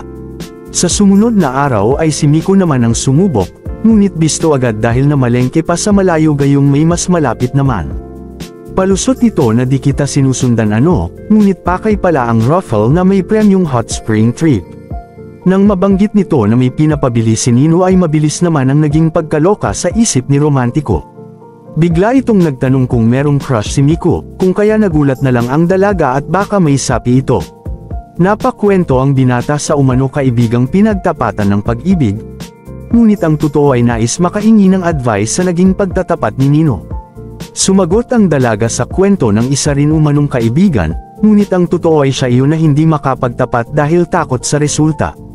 Naiisip nito na wala siyang sapat na lakas ng loob, habang ang isa ay di na alam kung paano haharapin ang mainitan ng ulo. Pagkalipas ng ilang araw, nagpunta naman ang pamilya ng binata sa isang puok upang magbakasyon dahil swerteng nanalo sa raffle. Una nilang nakita ang Bell of Vows, kung saan may legend ito na ang sinumang magkapareha na papatunugan ito ay magkakatuluyan. Nais ng binata na mag-enjoy mag-isa, subalit sa di inaasahan ay biglang katabi na si Atsuki. Dito na siya nakita ng iba pa kung saan matapos mapalibutan ay dumating naman ang ama nito. Ingat ka binata, madalas may problema kapag nagbabakasyon. Matapos ang mainit na pagbati ay waring naging basura si Futaro, at napaisip kung paano naging magkasundo ang mga ito. Bigla namang lumitaw sa likod si Nino at sa oras na iyon ay tinawag na ang binata sa first name nito. Ikinagulat iyon ni Miko kaya nagusisa at sinabi naman ng ikalawa na matagal na silang nagkasama, kaya panahon na para maging close siya rito. Tinanong nito si Miko sa magandang nickname para kay Futaro kung saan Fu umano, pero shut down siya nito dahil ayaw yata malamangan. Tila umiiwas naman sina Yatsuba at Ichika, kaya ang isip ni Futaro ay lalo pang nabahala. Nang kakausapin sana si Atsuki ay sunod pinigil ng ama na may matching bakod pa. Sa kabila nito, nagawa siyang sabihan ni Atsuki na mag-usap sila mamaya bago makaalis. Matagal nag-ante ang binata at nang ubos pasensya na ay nasipat ito sa wakas. Parang naengkanto itong naghabol ngunit sa huli ay nabigo lamang siya. Ganun pa man, nakita nito ang sulat mula sa dalaga at ngayon ay makikitagpo sa bakuran. Sunod niyang nakita ang isang matandang di kumikibo at saka dumating ang dalaga. Nais ni Atsuki na sa bakuran mag-usap ngunit dahil pagod na sa paghabol ay umayaw ang binata. Nagtanong si Atsuki sa stand nito sa kanilang relasyon, at sinabi namang partners sila. Pinaliwanag ng dalaga na di na sila partners kaya nag-insist si Futaro na nagtuturo pa rin naman siya paminsan-minsan. Ganun pa man, mariing sinabi ni Atsuki na putulin na nila ang ganung relasyon pagkatapos na iyon. Nagpagulat iyon sa binata kaya kinorner si Atsuki, nagresulta para ibalibag ng matanda na lolo pala ng kambal. Feeling depressed na wala nito ng gana subalit nang mapatawag ang kapatid kay Atsuki ay biglang sumigla. Agad itong nagtanong sa pinag-usapan kagabi, ngunit nagulat nang nag-ante pala si Atsuki sa bakuran. Nais ngayong malinawan ng binata kaya dahil bantay sarado ang dalaga ay minabyutong mag-usap sa hot spring. Matapos makumpirma na pumasok na ang dalaga sa kabila ay agad pinaliwanag ng binata ang planong pagputol sa relasyon ng huwad na Atsuki. Alam ng dalawa na isa iyon sa apat, at sa pagdating ni Nino sa silid ng binata ay uminit ang eksena. Habang sobrang liwanag ng kinabukasan ay nag-offer ito na linisan si Romantiko, ngunit sa sagot na sino ka ay naudlot ang iyong pinaka-aabangan. Dismayado si Nino sa naging resulta habang pinunan ni Atsuki ang pagkamanhid ni Futaro. Magkaganon pa man, inamin nito na nagugulat siya sa biglang kabaitan ni Nino sa binata. Hindi niya alam kung saan nagumpisa ang pagbabago pati na sa tatlo pa na siyang nais mapag-usapan nila ni Futaro. Sumagot naman ito na wala siyang pake at layunin lamang matukoy ang fake Atsuki sa bantang baka maalis siya bilang tutor. San gayon rito si Atsuki ngunit san gayon rin ito sa sinabi ng huwad na siya. Sa layong araw ng naging adventure nila ng magkakasama, ay di kailang hindi na sila basta tutor at estudyante lamang kundi magkaibigan. Nang aminin iyon ng binata ay biglang sugod si Atsuki sa akaw ang ayos lang magkasama sa mixed bath bilang friends, subalit na paatras nang maisip na masyado siyang sexy sa towel. Sunod nilang nilunsad ang operasyon hanap tunay Atsuki, ngunit sa pagsambulat ng apat pang Atsuki sa harap ng binata ay halatang hindi iyon magiging madali. Nagsimula silang maglaro ng quintuplet guessing game at matapos makausap ang tatlo ay itlog ang marka ng binata. Pagkarating sa ikaapat ay nagtanong na ito kung bakit sila nag-ayos bilang Atsuki, kung saan muntik naman madula si Yatsuba sa pagpapaliwanag. Sa kwento nito, nasanay ang kanilang lolo na makita sila sa parehong kasuotan kung kaya, nang magsimula silang magsuot ng iba ay nag-alala ito na baka hindi na matatag ang kanilang relasyon. Nang magkasakit ito, dito na nila napagkasundoan na magbibihis Atsuki lang kapag bumibisita, at di naman gets ni Futaro kung bakit gagawin yun para sa nakakatakot na matanda. Sa oras ng hulaan, sadyang di man lang makaisa ang binata sabay dating ng lolo ng mga dalaga. Biglang tago si Romantiko sa lamesang upuan ng mga kagandahan at saka na namantala. Alam nito na may pasa ang huwad na Atsuki dahil sa pag-corner kung kaya binuklit at tiningnan ang legs ng bawat isa. Dahil doon ay tagumpay si Romantiko sa misyon, ngunit nagtaka kung bakit nagawa iyon ng huwad na Atsuki. Sa pagbukas ng pinto ay humarap na ito sa kanya, subalit dahil di nakaharap sa legs na may pasa ay di ito nakilala. Sa ibang dako, lakas loob ng humingi ng payo si Nino kay Ate Ichika dahil pumapag-ibig. Nag-rehearse naman si Yotsuba para gumaling sa acting habang ang tunay na Atsuki ay gutom na, dahil sa pagkwento ng mga hindi pa nakwento. Balik kina Futaro, naghihinala na ang binata na si Miko ang kasama ng mabanggit nito ang tungkol sa ruffle, subalit dahil wala pang observation hockey ay sadyang may duda. Ganun pa man, dito sumuko at tinitigan ng husto ang dalaga kung kaya feeling naman nito ay may manyok sa likod. Napasuko si Romantiko at nais nang ihayag nito ang sarili, subalit ayon sa dalaga ay bawal iyon sa rules ng laro. Ibig kong mahulaan mo kung sino talaga ako, kung gayon patingin ako ng iyong hita. Sa kasamaang palad, naputol ang pagtatangka sa pagdating ni Lolo at muling tinakat ang binata sa binabalak na pagkalikot. Tinanong nito si Miko kung wala itong ginawa at matapos makumpirmang wala pa ay saka umalis. Nagresulta naman iyon para habulin ni Futaro ang matanda, pagkat nais magpaturo kung paano makilala ang mga dalaga. Balik kina Nino, nagkwento na ito kung paano nahulog sa romantikong di pinangalanan at kilalang kilala naman ng ate. Matapos ang kilig ay nagtanong ito kung tama ang ginawang mabilisang confession, kung saan dahil ayaw naman maungusan ng isa ay nagkunwaring bad move iyon. Akala ni Nino na ibig sabihin ay di pa iyon sapat kaya sa muli, nagtanong si Ichika kung talagang mahal ito hoping na susuko ang ikalawa. Sa isang malalim na pahayag sinabi ni Nino na dumating ito na isang tagapagwasak, ngunit isang gabi ay napagkamalang ito ang Prince Charming. Nang lumaon ay napagtantong ang balat kayong katauhan lang ang nireject at hindi ang tunay.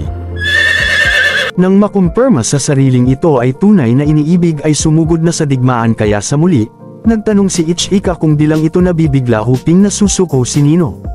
Muli lamang itong umasa matapos sabihin ng ikalawa na wala siyang balak sumuko at handang ipaglaban ang pag-ibig sa dulo ng walang hanggan. Dahil doon nagbigay sitwasyon na si Ichika at paano umano kung di lang ito ang umiibig sa iniibig nito. Walang pag-alinlangang sinagot ng ikalawa na kung gayon ay no choice siya, kundi gawin ang lahat kahit apakan ito masungkit lang ang kanyang romantiko. Nakaramdam ng pagkabigo si Ichika sa plano lalo nang sabihin ni Nino na hahalikan na si Tutor Romantiko kung manatiling manhid pa rin ito. Dahil sa sense of urgency ay todo pigil ang isang ngunit walang pigil-pigil sa ikalawa at turuan umano ng tamang paghalik ng ating artista. Kinagabihan, mapanglaw na napaupo na lang ang panganay sa isang tabi sapagkat di gaya sa kanya, ay matapang si Nino at handang ipaglaban ang pag-ibig kay Futaro na kanilang iniibig. Sa mga oras na iyon, ay patungo na si Nino sa binata sa planong halik hanggang sa datnan si Ichika ni Yotsuba sa malungkot na pag-iisa. Nag-alok ang ika-4 na pumunta sa nakasanayang escape route at sa isang bubungan ay doon sila nagpunta. Umiral pa rin ang pagiging ate ni Ichika sa malamig na sandali, subalit sa puntong iyon ay alam ni Yotsuba na nagtatapang-tapangan lang ito sa kabila ng mabigat na dinadala. Sa dako ni Miko, nag-aalala ito sa isip na baka kasama ngayon ng iba si Futaro na kanilang iniibig. Napatawa ang bunso dahil nagtangka na ring masolo ang binata, kung kaya para maalis ang pagkabahala ni Miko ay nag-alok na maligo.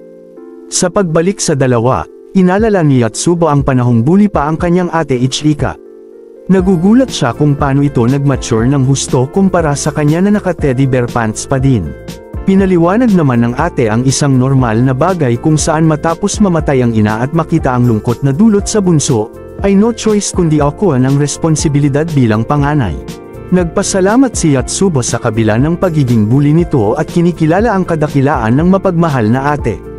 At bilang sukli, nagpayo ito na kung may nais makamit ay huwag nang magpigil at ibuhos na rin ang lahat para magtagumpay. Sa dako ni Nino, di inaasahang inabutan ito ng ama hanggang sa lumipat kina Futaro ang eksena.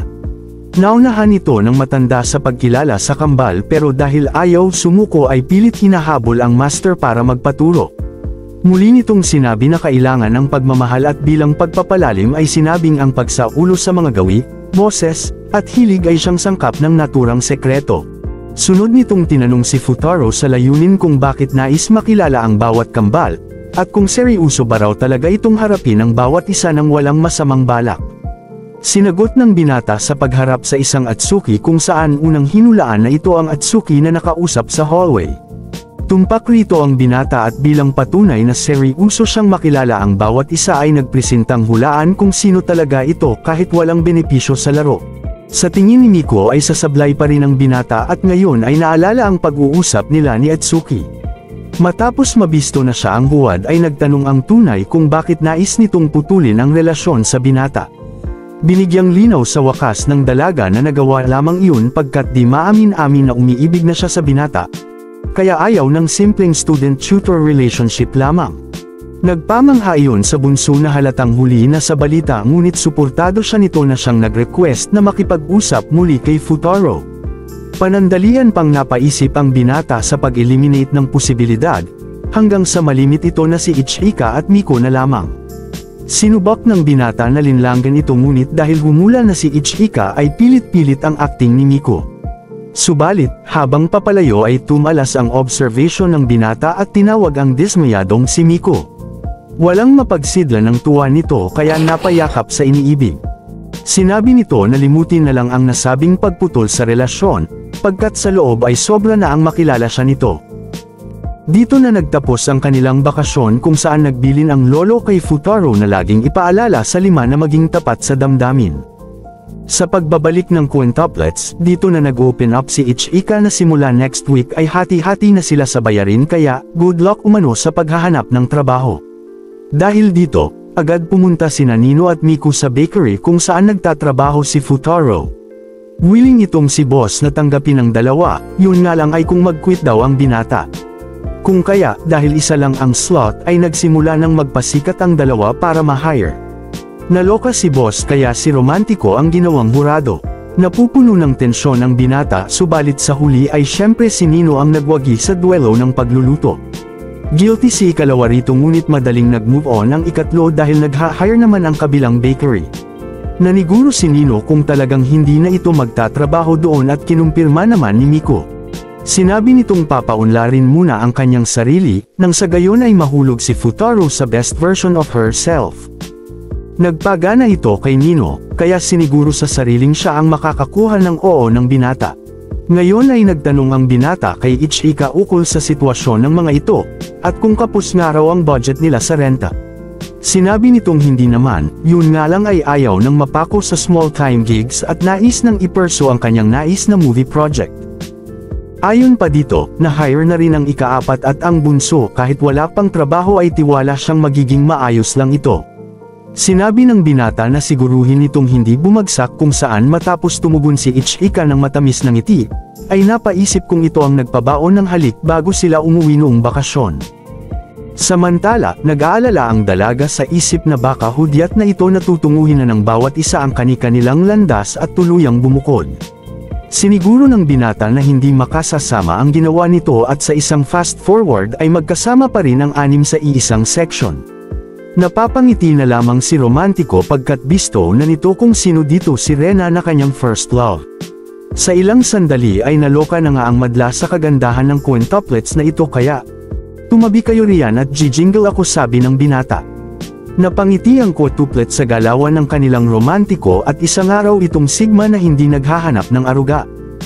Ganun pa man, nag-alala ang isa sa laging pagsusolo nito kaya di pa man nakakatapos ng intro ang kanilang advisor, ay nagpresenta agad na maging class representative. Ipinagkaloob naman ito sa dalaga subalit dahil sa cute na immaturity ay napapailing ang panganay. Samantala, kumbinsido ang madla na si Tekida ang magiging representante sa lalaki lalo't ito ang top sa huling exam. Pakinang-kinang pa ito ngunit Sorika at si Futaro ang pinili ni ikaapat. Kapwa man ayaw ng binata at madla ang desisyon subalit pinal na iyon. Sunod umatake si ikatlo para sa isang psychology test at sabihin umano ni Romantiko ang 5 kahilingan sa lampara. Sinakyan naman ito ni Futaro at humiling ng pera, swerte, magandang tulog, at sa kalakas at fast recovery daw. Ayaw sigurong mapagod agad pag nag-honeymoon arc na kay Honey. Nais maintindihan ng binata ang pakay nito ngunit dito na dumating ang fans ng 5. Biglang kuha ang mga ito sa ikatlo sa akaw ang si Yatsuba ito. Kaya sinita ng binata at si Miko nga raw ang kinuha. Sunod na pagkamalan ng mga ito si Atsuki kaya dahil doon ay showcase na ni Romantiko ang talent sa pag-identify. Nagpamangha iyon sa mga babae kaya pinahaplos ang kanilang paghanga at yung isa naman daw. Selos na selos ang isa ngunit wag nga raw sabi ni Bunso lalo't at least ay hindi na raw ito malungkuting binata. Sinabi nito na maging siya ay selos din ngunit as a friend lang naman. Pagsapit ng gabi, dito sandaling nagplano ang mga dalaga sa datos na nakuha ni Miko pagkat malapit na ang kaarawan ni Romantiko. Kinaumagahan, nagbunga ng responsibilidad ang paglantad ng binata sa kakayahang makilala ang 5, dahilan para maubos ang lakas nito. Doon na umeksena si Tekida at pinalakasan ang kanyang boses, subalit dahil isang nerd ay ligwak siya sa pag-announce na exam ang biggest event gayong school trip dapat. Sunod humingi ng pabor si Miko kay Nino na kung pwede ay manggalap ito ng info kung anong regalo ang gusto ni Futaro. Sinabi nitong pagbubutihan din niya sa unang araw ng trabaho para mapaligaya ang Romantiko sa birthday nito. Nag-aalala na si ikalawa at baka maunahan sa Love is War sa kanasambit na imposibleng hindi na-damage ang binata sa kanyang love confession. Hinakit nito ang binata sa uniform at kung bagay ba raw ang new hairstyle. Bagay yan sa iyong trabaho, wag ka sanang magkalat, wag ka nga basic lang sa akin ito. Napangiti ang binata, sinabing iba ang trabaho sa bahay kesa sa labas. Dahil dito, pinakita na ni Nino ang galing kaya ang isa ay napabawi ng sulyap. Nahalata ni Nino ang pag-iwas nito kaya napaisip kung tama bang nagtapat siya. Sunod pinagbigay alam ni boss na may isang sikat na reviewer sa alias na may ang legit nakakapagpataas ng customer, kaya pinaghanda ang mga empleyado para sa 5 stars rating. Binigay ni Nino ang kanyang best para sa Romantiko subalit may ibang ideya ang kapalaran. Palpak ang kanyang batter at nang susubukang itama iyon ay pinagpahinga na ni boss dahil baguhan pa lang naman sa trabaho. Muli niyang susubukan bumalik subalit sinita ng Romantiko, dahil ang boss naman raw ang may kasalanan sa pagpapasa ng responsibilidad sa newcomer. Dahil pumalpak sa harap ng Romantiko ay bumaba ang moral ng dalaga, kung kaya sinubukan naman siyang i-cheer nito. Pinahayag ng binata na mas ligwak siya sa mga unang araw ng trabaho, ngunit nang kumpirmahin ni Nino kung chini-cheer niya ito ay nagpalusot na senior siya nito kaya tinuturuan. Humingi ng paumanhin si Nino kung awkward ito sa kanya subalit tuloy lang si Futaro sa pagpapaliwanag. Ayon rito na sa lahat ng experience niya ay napagtantong sa pag-aaral lang siya magaling, isang nerd na top sa klase at qualified magturo sa quintuplets. Kung kaya naman, nagugulat siya nang makadinig ng I love you at hindi alam kung paano umakto. Nang babastedan na sana nito ang dalaga ay saka naman umakto. Alam ko namang hindi mo ako gusto dahil sa aking mga inasal, pero sana ay wag ka munang magdesisyon. Ngayong magkasama na tayo sa trabaho sana ay bigyan mo ako ng pagkakataong ipakita sa iyo ang aking tapat at tunay na pagsinta. Chill umalis si Futaro kaya bumalik ang pinsala sa isa. Subalit, sa kanilang paglabas ay abot hanggang tenga ang kilig damage ni Romantiko dahilan para muli itong erase ni Nino. Sa paglabas nila ay naispatan agad si Mei na kanilang target, ngunit si Atsuki lang pala. Nagpresente si Nino na siya na ang bahala rito sabay pinalipad ang pagsinta sa binata. Muling napaisip si Futaro kung ito ang humulik sa nakaraang bakasyon hanggang kinaumagahan ay sinalubong siya ni Ichika. Nakahalata ito na tila napapadalas ang pagkikita nila at nang subukang magpalusot ng dalaga ay sablay naman. Coincidence ba naman yung di niya alam na magkikita sila pero bumili ng coke na para talaga kay Romantiko. Magkaganon pa man, di siya patatalo at susubok pa rin sa sariling paraan ng Sicilian Defense Ichika variation. Saka naman napansin ni Futaro ang salamin nito kung saan ipinagbigay alam ng dalaga ang progress sa movie project na pinag-usapan nila sa nakaraan. Ayon rito na exposed na siya sa media kaya kailangan ng mag-disguise, bagay na ikinatutuwa naman ng binata. Nahiya rito ang dalaga at nang mapag-usapan ang disguise ay natigilan ito sa isip na baka sa mga kapatid pa main love ang binata. Dito na nagyabang si Futaro na tumalas na ang Romantiko hockey at nagawang makilala si Miko sa disguise. Showcase pa ito ng binata on the spot ngunit habang kinikilala ang apat ay nakaramdam ng pagkasakim ang panganay. Nais nitong siya lang ang bukang bibig ng binata sa isip man o salita kaya matapos kunin ang atensyon ay nag-alok na mag-skip silang dalawa. Muli itong na-reject at nagresulta pa sa kanilang pagka-late. Sa pagbukas ng pinto ay sinalubong naman sila ng mga fans ng dalaga sapagkat ang pag-aartista ay nag-boom na. Kinongratulate ito ng binata sa pagkatupad ng pinag-usapang pangarap sa nakalipas, bagay na lalo lamang nagpaibig sa dalaga. Nagsimulang magdulot ng problema ang kasikatan nito at sa pag-disguise bilang Miko ay saktong di siya nakilala ni Futaro. Nabanggit ng binata ang pag-release ng movie project nito bagay na si Miko mismo ang nagsabi. Dahil doon ay naisip ni Ichika na hindi lang siya ang nag-improve kaya imposibleng sa kanya lang tumingin si Futaro. Kung kaya, dito na niya pinawalan ang Twist on the Skies move sa balat kayo ni Miko. Mahal ka ni Ichika at sa totoo lang ay bagay kayo kaya sana ay lumigaya kayong dalawa. Napaisip saglit si Futaro sa restroom saka kinumpronte si Takeda sa pakay. Sinamantala ni Mr. Kinang ang chance para ipabatid na ang kanyang ama at ang ama ng kambal ay magkumpare. Ngayong nakuha na kay Futaro ang top spot sa klase ay may usapan na umanong siya ang papalit bilang tutor. Hinayag nito ang matinding kasiyahan at ang kanila umanong rivalry sa klase ay nagtapos na. Nang magkikwento na ito ay saka na sinampal ng binata ng sino ka. Nagpakilala ito subalit sinagot ni Futaro na hindi kita kilala. Perfect score lang ang aking layon at wala akong paki kung sino ang second o last.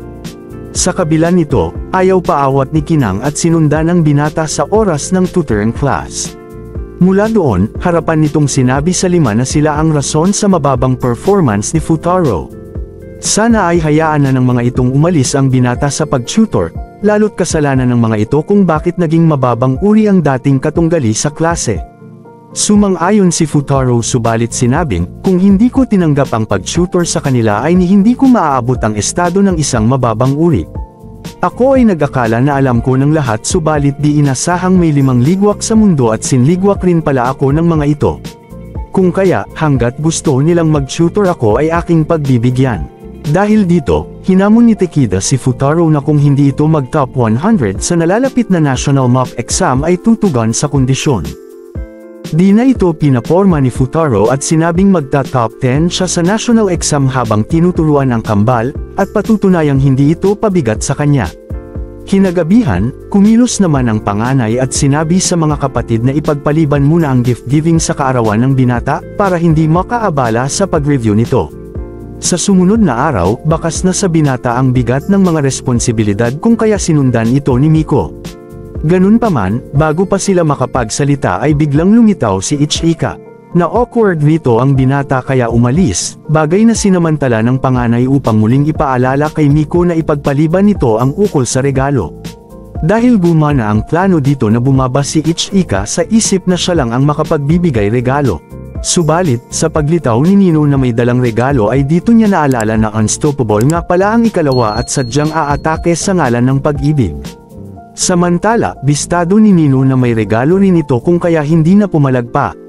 Sunod nilinaw ng ikalawa na alam niyang sinabihan nito ang ama sa nakaraang usapan sa planong kiss kay Futaro, kaya siya nito natunton. Gusto mo ba si Futaro? Mahal ko siya, gayon din ako.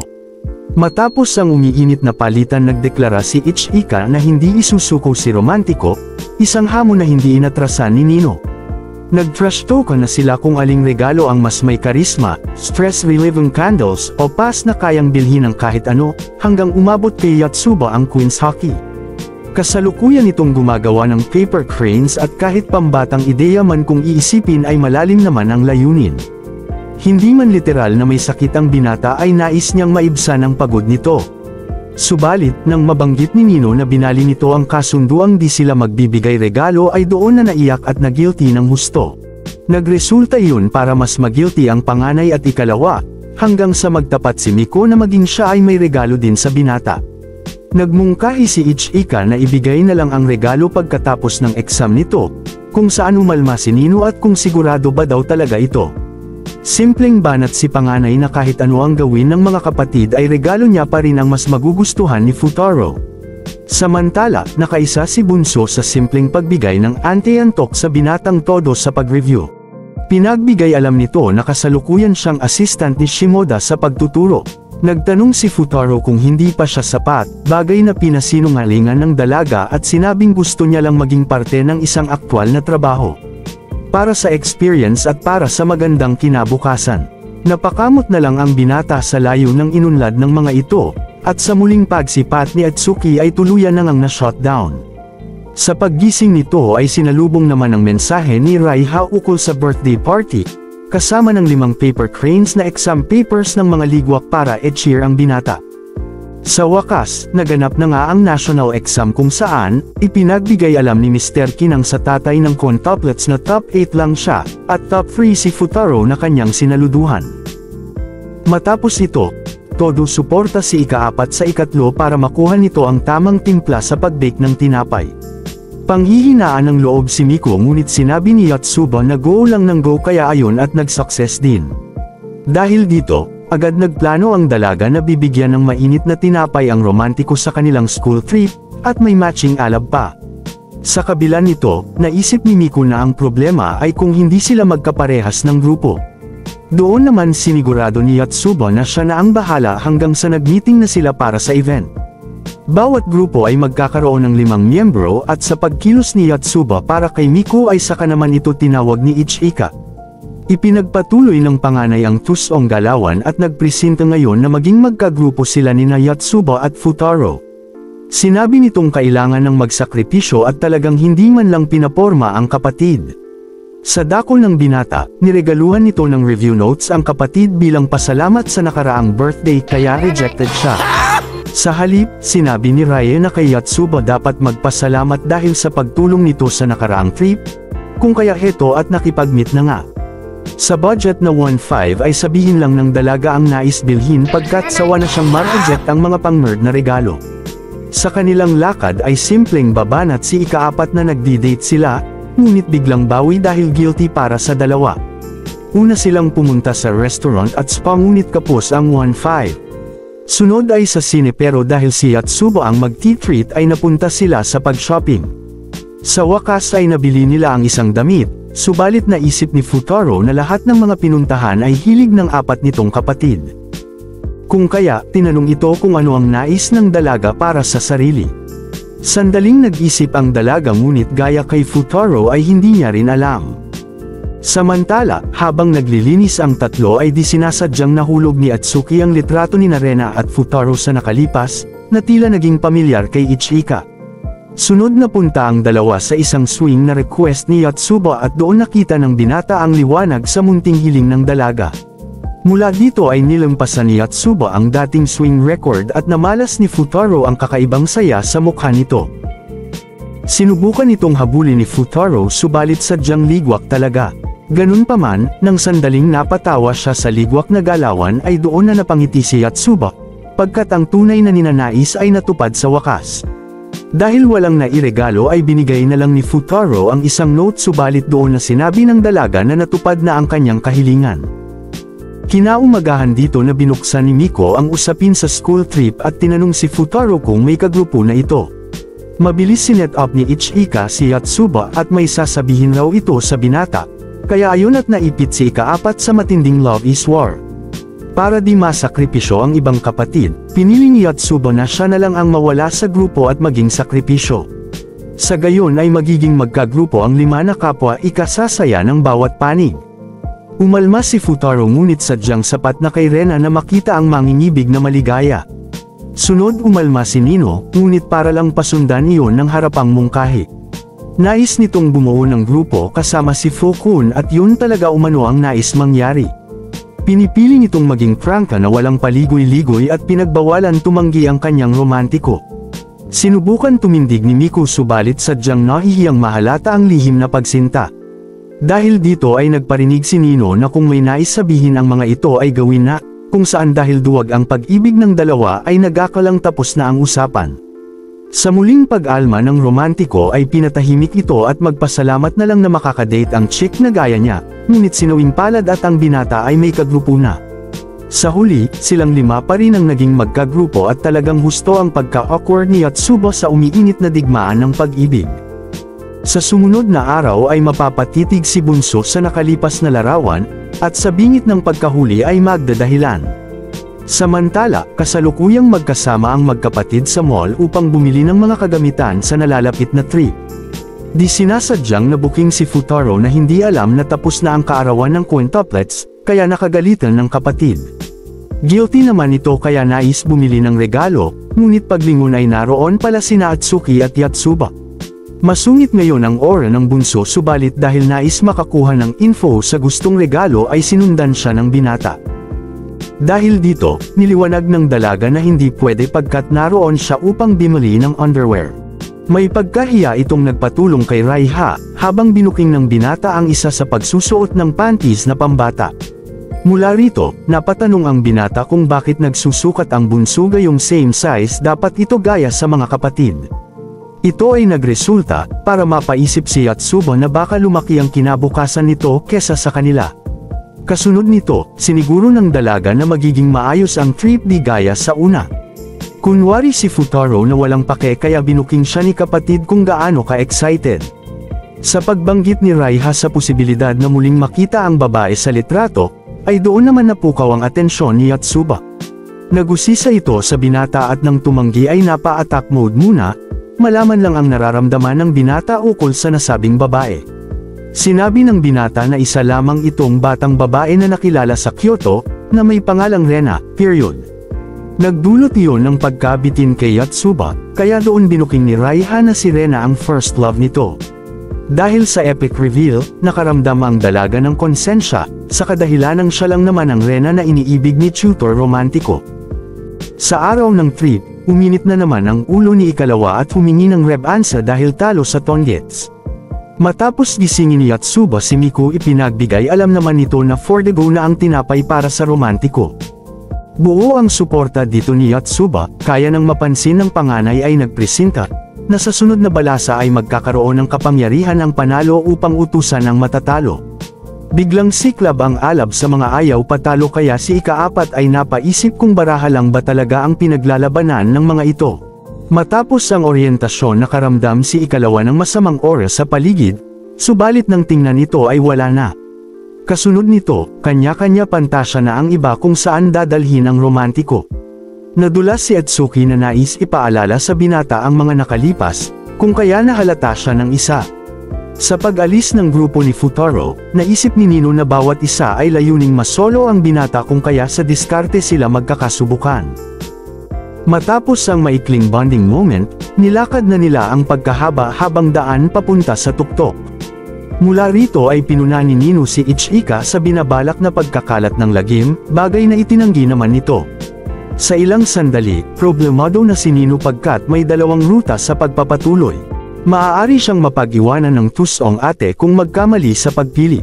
Samantala nagturo si Atsuki ng kainan sa tanghalian, kung kaya nag-aalala si Miko at baka hindi umabot ang tinapay kay Futaro.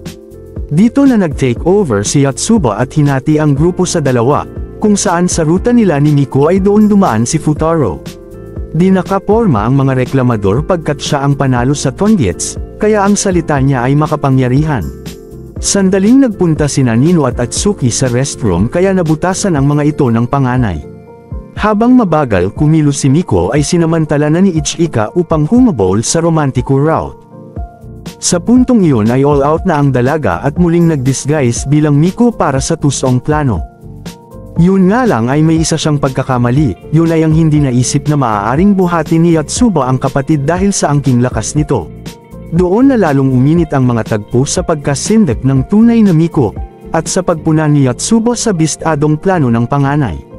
Pinaliwanag nito kay Miko na subukan pigilan ni Ichika ang planong confession, na sinabayan ng mabilis ang pag-alis ng disguise, pagkat si Futaro ay dumating na. Nagkunwari ang binata na walang narinig subalit dahil naunahan ng kapalaran ay napatakbo si Miko sabay ng pagpatak ng luha. Hinabol ito ni Atsuki habang bistado na ni Nino kung ano ang nangyari. Kuwenilyuhan na nito ang panganay na hindi naman pumalag dahil guilty at ayaw rin umiwas. Pinuna ni Nino ang pagkatuso nito ngunit bumwelta na wala rin ito sa posisyon, pagkat sinabi noon sa hot spring na willing rin siyang apakan ng iba para makuha si Futaro. Inamin iyon ni Nino subalit sinabing sinhalaga rin ni Futaro ang kanilang relasyon bilang magkakapatid. Kung ito man ang piliin ng binata ay magiging masaya para dito, kaya tuluyan ng natauhan ang tusong panganay. Sinubukan itong pakalmayan ni Futaro subalit mainit na talaga ang ulo ni Nino, kaya pinasunod ito kay Miko. Sa kanilang pagpapatuloy ay muling naramdaman ni Nino ang stalker subalit muling nawala. Fast forward, habang nakasakay sina Futaro at Yotsuba sa isang bus ay kinumpirma ng dalaga kung narinig nito ang sinabi kanina. Nagpalusot si Futaro ngunit bistado siya. Mula doon, sinisi na ni Yotsuba ang sarili pagkat sa pagbabalik tanaw ay siya ang ugat ng problema ngayon. Sinang-ayunan nito ni Futaro sabay sabing alam niya nga raw na gusto siya ni Miko. Gulat rito si ika-4 at malaking development daw ito sa isang nerd na grades lang ang alam. Depensa ng binata na malayo na ang kanilang pinagsamahan, kaya naman maging ang Miko na nakausap noon sa hallway ay alam niyang peke. Sinabi nito na masyadong seryoso si Yotsuba, na sumagot namang normal lang iyon. Ayaw na nitong maulit ang nangyari kung saan sinamahan siya ng 5 sa paglipat eskwelahan matapos bumagsak, at sa halip ay nais niyang suklian iyon ng kaligayahan ng mga ito. Dahil muli silang sinusubok ay tinanong ang binata, kung meron nga ba raw paraan para maging masaya ang lahat. Ito nga ang best scene sa kwento kung saan sinagot ni Futaro ng oo. Yung nga raw ay posible kung hindi ikukumpara ng bawat isa ang kanilang mga sarili. Ganun pa man, sa buhay ay normal na ang kasiyahan ng isa ay ikakalungkot ng iba. May mga kasiyahang nakukuha lang sa kompetisyon o pakikipaglaban, last one standing kumbaga. Nagtanong si Yotsuba sa dapat gawin at sinagot ni Futaro na wala na, dahil lahat ng bagay ay may limitasyon. Masyadong araw pangahas ang makamit ang lahat, pagkat isang araw sa ating buhay ay kailangan nating pumili, sa ayaw man o gusto natin. Sunod pinagbigay alam ni Nino ang tungkol sa bali-balitang manggunguhan ng litrato, ngunit sa muling paglingon ay mga TikToker lang pala. Habang walang alam si Bunso sa nangyari sa mga ate ay nagkaamuyan naman sina ikalawa at ika-4, at balak kausapin si ikatlo. Nang makita ito ng binata ay sumunod na rin, hanggang sa bumalik sa 3 ang eksena. Matapos magpilit makapasok ay dito na nila narinig ang tunog ng tila kumuha ng litrato. Kaya, nang makita nilang nasa isang dako ito ay doon na napasigaw. Napukaw nito ang atensyon ni Futaro kung saan nakasalubong si Ichika. Sa isang mabilis na palit eksena ay sinabi ni Nino at Ichika sa mga kausap, na kung may oras na raw ang mga ito kinabukasan pagkat may bagay na nais pag-usapan. Matapos ito nagkita naman sina Futaro, Atsuki, at Yotsuba sa lugar kung saan unang nakita ng binata ang first love. Kapwa nalulungkot ang mga ito na wala doon ang 3 pa, nang biglang pumihit si Bunso na ayos rin yun para maiba naman. Mabilis nitong kinuha ang kamay ni Futaro at pinahaplos ang malambot na pagmamahal. Nagreklamo ang binata kaya sinabihang supot, kaya sagot nito na sige pa ihaplos mo pa ng todo. Pinagbigyan naman ng romansa sa pamamagitan ng pagkuha ng litrato, habang di niya maintindihan kung bakit agresibo. Sa dako ni Nino ay matagumpay nitong nalusutan ang matinding depensa, at ngayon ay nakapasok sa silid ni Miko. Matapos magkumustahan, sinabi ni Miko na kung nais siya nitong cheer ay umalis na lang ito. Dahil dito, niloki nito ni ikalawa at bakit nga raw iyon gagawin gayong bawas karibal na siya. Literal na harapan nitong sinabi na kanya si Futaro at kung susuko na lang raw ba ito. Gulat much si Miko sa bilis ni ikalawa, na tinanong siya ngayon na kung nakasalalay ang hindi pagsuko dahil lang sa siya ang unang nagkagusto. Pinahayag ni Nino ang katas ng pag-ibig at sinabing wala siya sa posisyon para sabihing may tama o maling panahon sa pag-ibig. Ito ang unang beses ma-in love kaya hindi alam kung tama ang pinaggagawa, subalit alam niya lang sa sarili na mahal ito higit kanino man. Napa-take over si Miko at sinabing hindi pa rin siya sumusuko, subalit sa pagkulong nito sa kwarto ay walang bigat ang salita, mariing sabi ni ikalawa. Napasigaw si ikatlo na ayaw niyang sumuko, subalit napaiyak sa isip na ngayong alam na ng binata ang pag-ibig, ay di na sigurado kung papasa bilang kasintahan. Isang araw siyang introvert at sadyang nakakatakot raw pala ang lumaban ng patas sa digmaan ng pag-ibig. Samantala, kasalukuyang bumibili sina Atsuki ng charm at dahil sa kakaibang kilos ay tinanong ni Yotsuba. Dito na sinabi ng bunso na panahon na para magtapat si Yotsuba, na siya talaga ang rena ni Futaro. Nainis si Nino sa pagiging duwag ng kapatid subalit sagot nito na masyadong malakas si Ichika bilang karibal, isa pa ay naroon din ito na cute at walang alinlangan kung umatake. Muling may inis ang isa dahil sa hindi napasagot ang binata sa wrist breathing, at napawaw na lang si Miko sa bangis nito. Doon na pinalakas ni ikalawa ang loob ni Miko, kung saan umamin na puro siya rason sa una pa lang. Walang sino man ang may kasalanan kundi siya na isang duwag, kaya umalis na si Nino habang pinapuna ang negatibong kapatid. Ganun pa man, huminto muna ito saglit para sa huling beses na pagsuporta bilang ate. Sinabi nito na kung confident ang kapatid na cute siya ay pakigamit ng utak, pagkat quintuplet sila at magkasama sa karisma. Sa dako ng binata ay binitbit na ito ni Ichika na nakadisguise bilang Miko, at balak nang gamitin lahat ng race technique na meron siya. Dinala nito ang binata sa lugar kung saan ito nagliwaliw kasama si Rena, at umayon naman ang lahat sa plano. Kwinento lahat ng binata ang gininto ang sandali kasama si Rena, kung saan tila huminto ang oras dulot ng umaapaw na kasiyahan sa piling nito. Di nila namalayan ang pagsapit ng gabi at bago umuwi ay naglaro muna ng baraha. Napangiti si Ichika subalit doon na siya kinompronta ng binata. Sinabi ni Futaro na nagkwento lang siya dahil ngayon na ang gabi na tatapusin ang tusaw nitong galawan. Kinorner nito ang dalaga at sinabing, "Tapos na ako sa iyong laro Ichika, sabay hubad ng balat kayo." Sinabi ng binata na alam niyang ito ang Miko sa hallway at nang susubok magpaliwanag, ay sinampal ng bakit mo ako niloko. Yumuko ang dalaga at binitiwan ng salita ng kasinungalingan, "Ako ang batang iyon sa 6 na taong nakalipas." Tinitigan ito ng binata mata sa mata, at nagtanong kung alam pa nito ang tungkol sa Lucky Charm na kanilang binili. Sumagot ito ng oo bilang actress subalit bistado siya ng binata kaya, "Napakasinungaling mo," mga salitang puminsala ng husto sa dalaga. Paano ba naman kasing nasa kanya pa yung charm gayong naglaho iyon sa tubig dahil sa pagligtas kay Nino? Matapos ang matinding rejection ay sinubukan umakto ng normal ng panganay, subalit dahil may utang pa ito kay Miko ay pinagsusorry ni Nino. Naputol iyon sa pagdating ng binata para sa importanteng paalala bilang class rep. Sa puntong ito ay mas awkward na ang sitwasyon, kaya simpleng tanong ang binata kung nag-aaway pa rin ang mga ito. Matapos ang round armor eksena nagkunwari ang tatlo na ayos lang sila, kaya umalis na ang binata. Matapos masita ang ikatlo sa muling pagtakbo ay dito na nagpakatotoo si Ichika. Nag-open up na ito na nais masolo ng bawat isa si Futaro, na hindi naman itinanggi ng tatlo. Wala nga raw magwawagi sa asal talangka kaya habang chill ang isa ay nagmungkahi. Sa huling araw ay may 5 destinasyon para sa trip at nais ng panganay na pumili ang bawat isa, kung saan swerte ang huhusga kung sino ang makakasama ng binata. Matapos pumili ay napangiti ang isa at tila may balak na naman. Ganun pa man, sa magandang paraan na ito pagkat nakipag-switch kay Miko upang ilagay ang kapatid kung nasaan ang binata. Sa muling pagtakbo nito kay Futaro ay nakamasid na si Ichika upang ibigay ang buong suporta ng isang ate. Nanatiling duwag ang pag-ibig ni ikatlo at sa muling pagsuporta ng panganay ay doon na nakita si Nino. Nagpanggap itong may sakit para manmanan ang dalawa sabay tanong kung may balak na naman ang ate.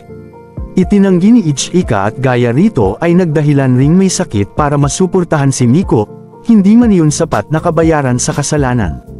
Samantala, habang nasa parehong course ay nagtanong si Atsuki kung sigurado si Yatsuba na ilihim na lang sa binata ang nakaraan.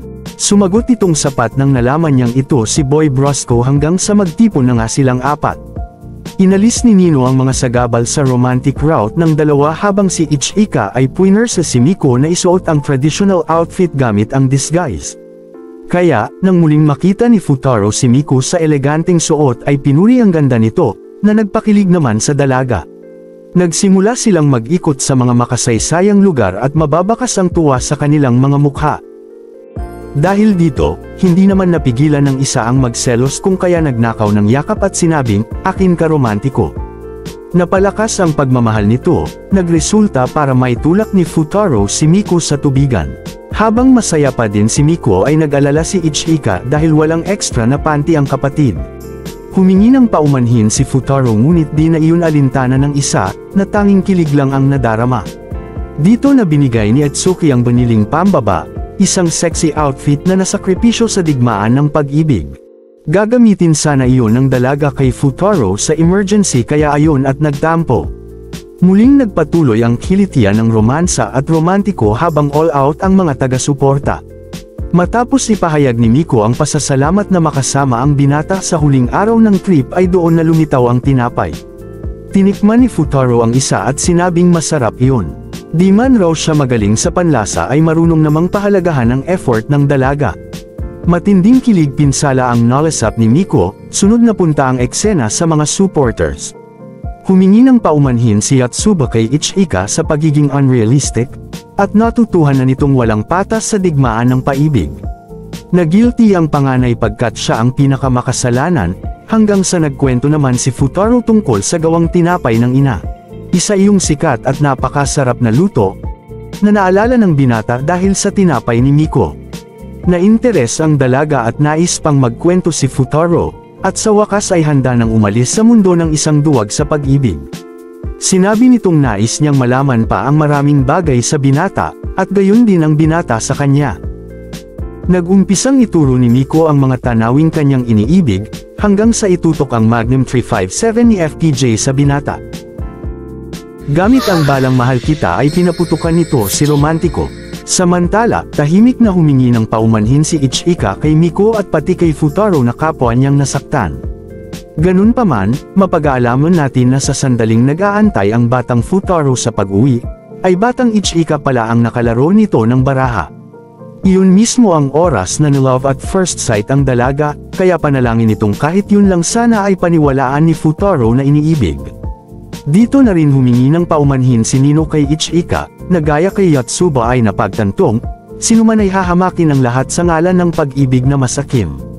Sa kabila nito, napagtanto ni ikalawa na immature lang silang lahat. Gitgitan o gamitan ng alas, huso man o patas ay walang magandang ibubunga ang pakikidigma sa bawat isa. Habang tuluyan ang nagkaayos ang apat ay ready na sana si Futaro na humusga subalit, tinutap ni Miko ang kambal ng Magnum at pumihit na mahal ko sila. Nalito di par anta si Romantiko na sinabayan pa ng salitang, oo sila ang sinasabi ko, akala mo siguro ikaw no. Nag-alsa balutan ang binata sa hiya, habang kinumpirma ni Yotsuba kung sigurado si Miko sa ginawang crossover sa confession. Tumugon ang dalaga at hindi naman umano siya stupido gaya ng isa, na basta-basta na lang ipapamalas ang bangis. Pinasalamatan ni Miko ang mga kapatid, mula sa suporta ni Yotsuba, sa sexy panty ni Atsuki, sa pag-cheer up ni Nino, habang niyakap ito ni Ichika na humingi ng tawad. Pinagbigyan ito ni Miko at sa gitna ng drama ay nagkaayos ang lahat, kung kaya si Romantiko ay napangisi ng sekreto. Bago umuwi ay nagkita sila ni Ichika kung saan naman humingi ng paumanhin sa matalim na pagkakatitig sa dalaga. Nagpakyut muna ang isa at talagang red flag nga raw iyon, sa kanilunsad ang matamis na pag-atake sa pisngi ni Romantiko. Sa kanilang pagsakay, dito natin napag-alaman na si Maeda pala ang kumukuha ng litrato. Inutusan ito ng walang iba kundi ni Futaro, pagkat namiss ang mga sandaling kinukunan pa niya ng litrato ang first love na isa sa mga ito. Muling babalik ang eksena sa Bell of Vows at makikita nating isang Atsuki ang humulik kay Futaro. Kung sino ito ay siyang ating aalamin sa huling recap ng series. Maraming salamat sa inyong pagsuporta, hanggang sa muli mga romantiko at romansa.